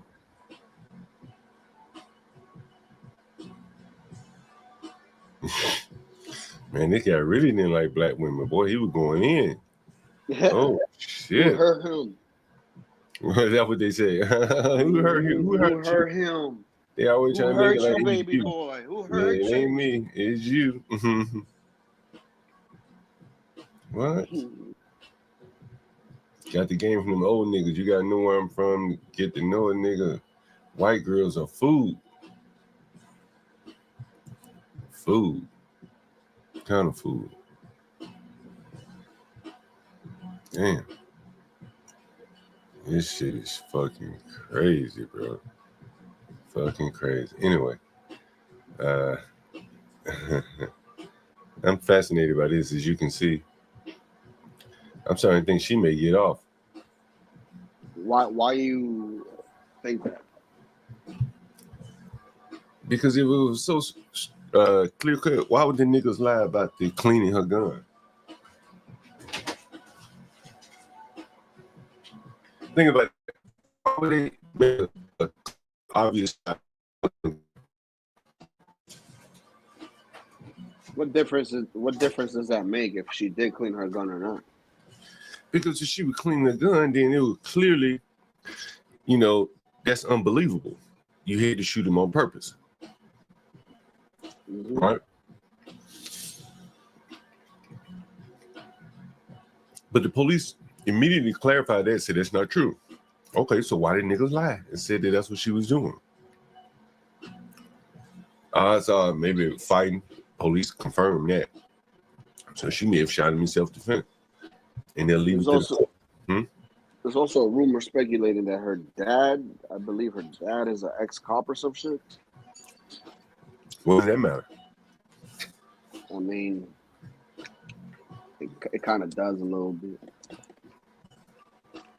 I mean, if he works for that same police force that is investigating this shit. Well, hell, they arresting him. There's blacks in charge. Oh, okay.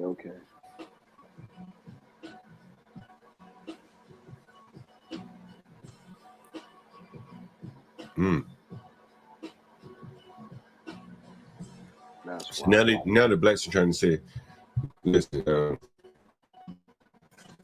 her candidates said they do the necessary and cover up the truth by coming up with this minimal charge that they know only carries a very short sentence. No way. Hannah Grace Cobb initially tried to come up with lies to cover up what she did and how she did it. She was claiming to be cleaning the gun. She never claimed that, and it went off. The news also alleged she said she was on the phone with his mother during the time they were having a verbal altercation. I'm not sure if that's true. After speaking with the mother, she shoots him. So how is this involuntary? I do not get it. How do you go back? They held details, did their own little honeypot investigation. So the blacks are trying to say that they're not investigating her thoroughly and gave her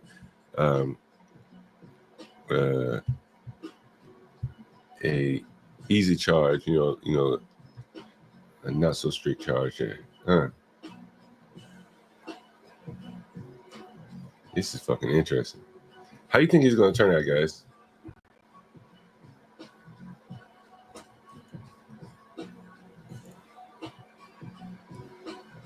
It's fucking interesting. Anyway, I'm off of that. How do you think he turns out, Latino? Oh, wait a minute. Portia says... We'll wait and see. Portia says in a 911 call, you can hear him yelling and her. Oh, shit. Black. Oh shit. So she's let me see if I can find the 911 call. Shit, I want to hear that. 911 call, Hannah Grace. That's gonna tell everything right there, bro. That 911 call. What was it? The 911 call, Georgia. Damn, I hope this shit is louder here. Let me see if I can play this shit.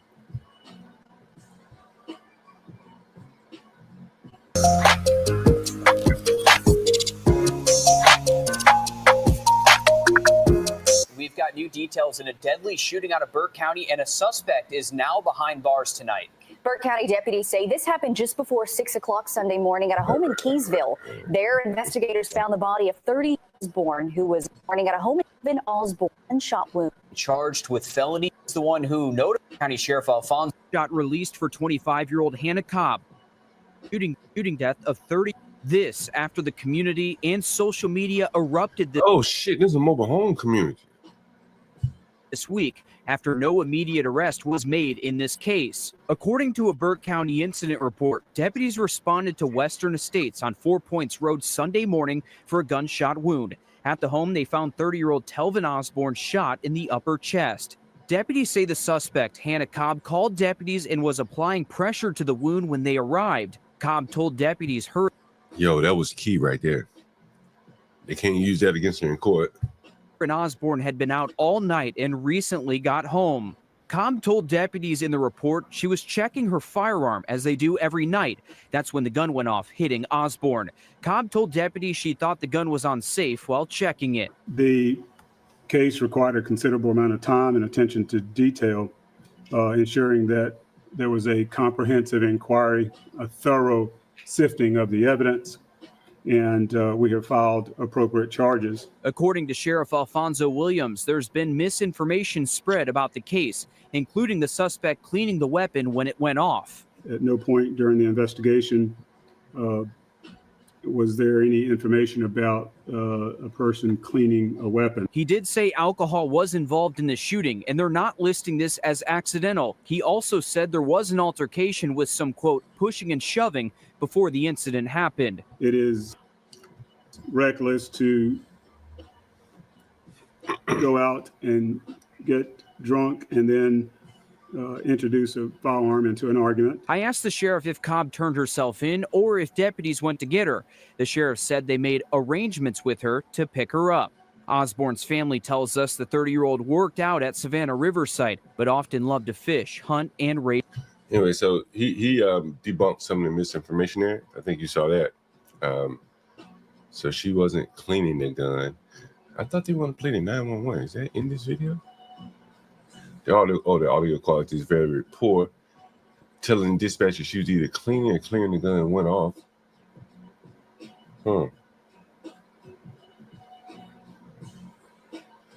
I probably can't listen to it. She says, we were checking the chamber of my gun and it accidentally went off. Wow, let's see. She may not have intended to kill him at all. 5:45 a.m. 15 seconds.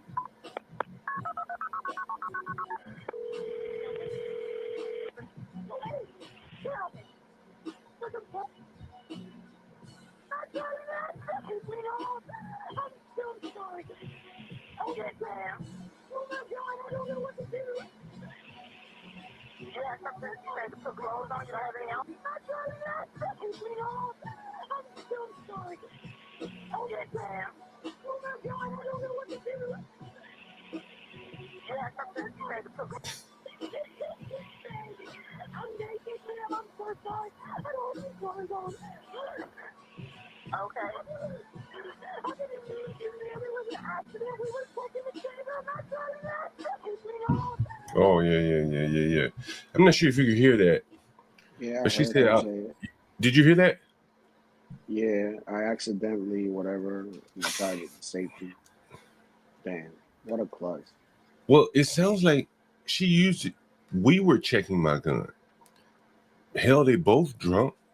Mm-hmm. If they were both checking it, then they made a mistake together. She didn't say I was checking my gun and went off. I don't know. It's interesting. By the sound of that call, I don't think she meant to kill him. That means doesn't mean she's not guilty of something. But anyway, very interesting. Yeah, it's like 8 minutes, Portia. They say around the 3 minute, she says, I didn't mean to do it. It was an accident. We were checking the chamber of my gun, and it accidentally went off. Yeah, that's it right there.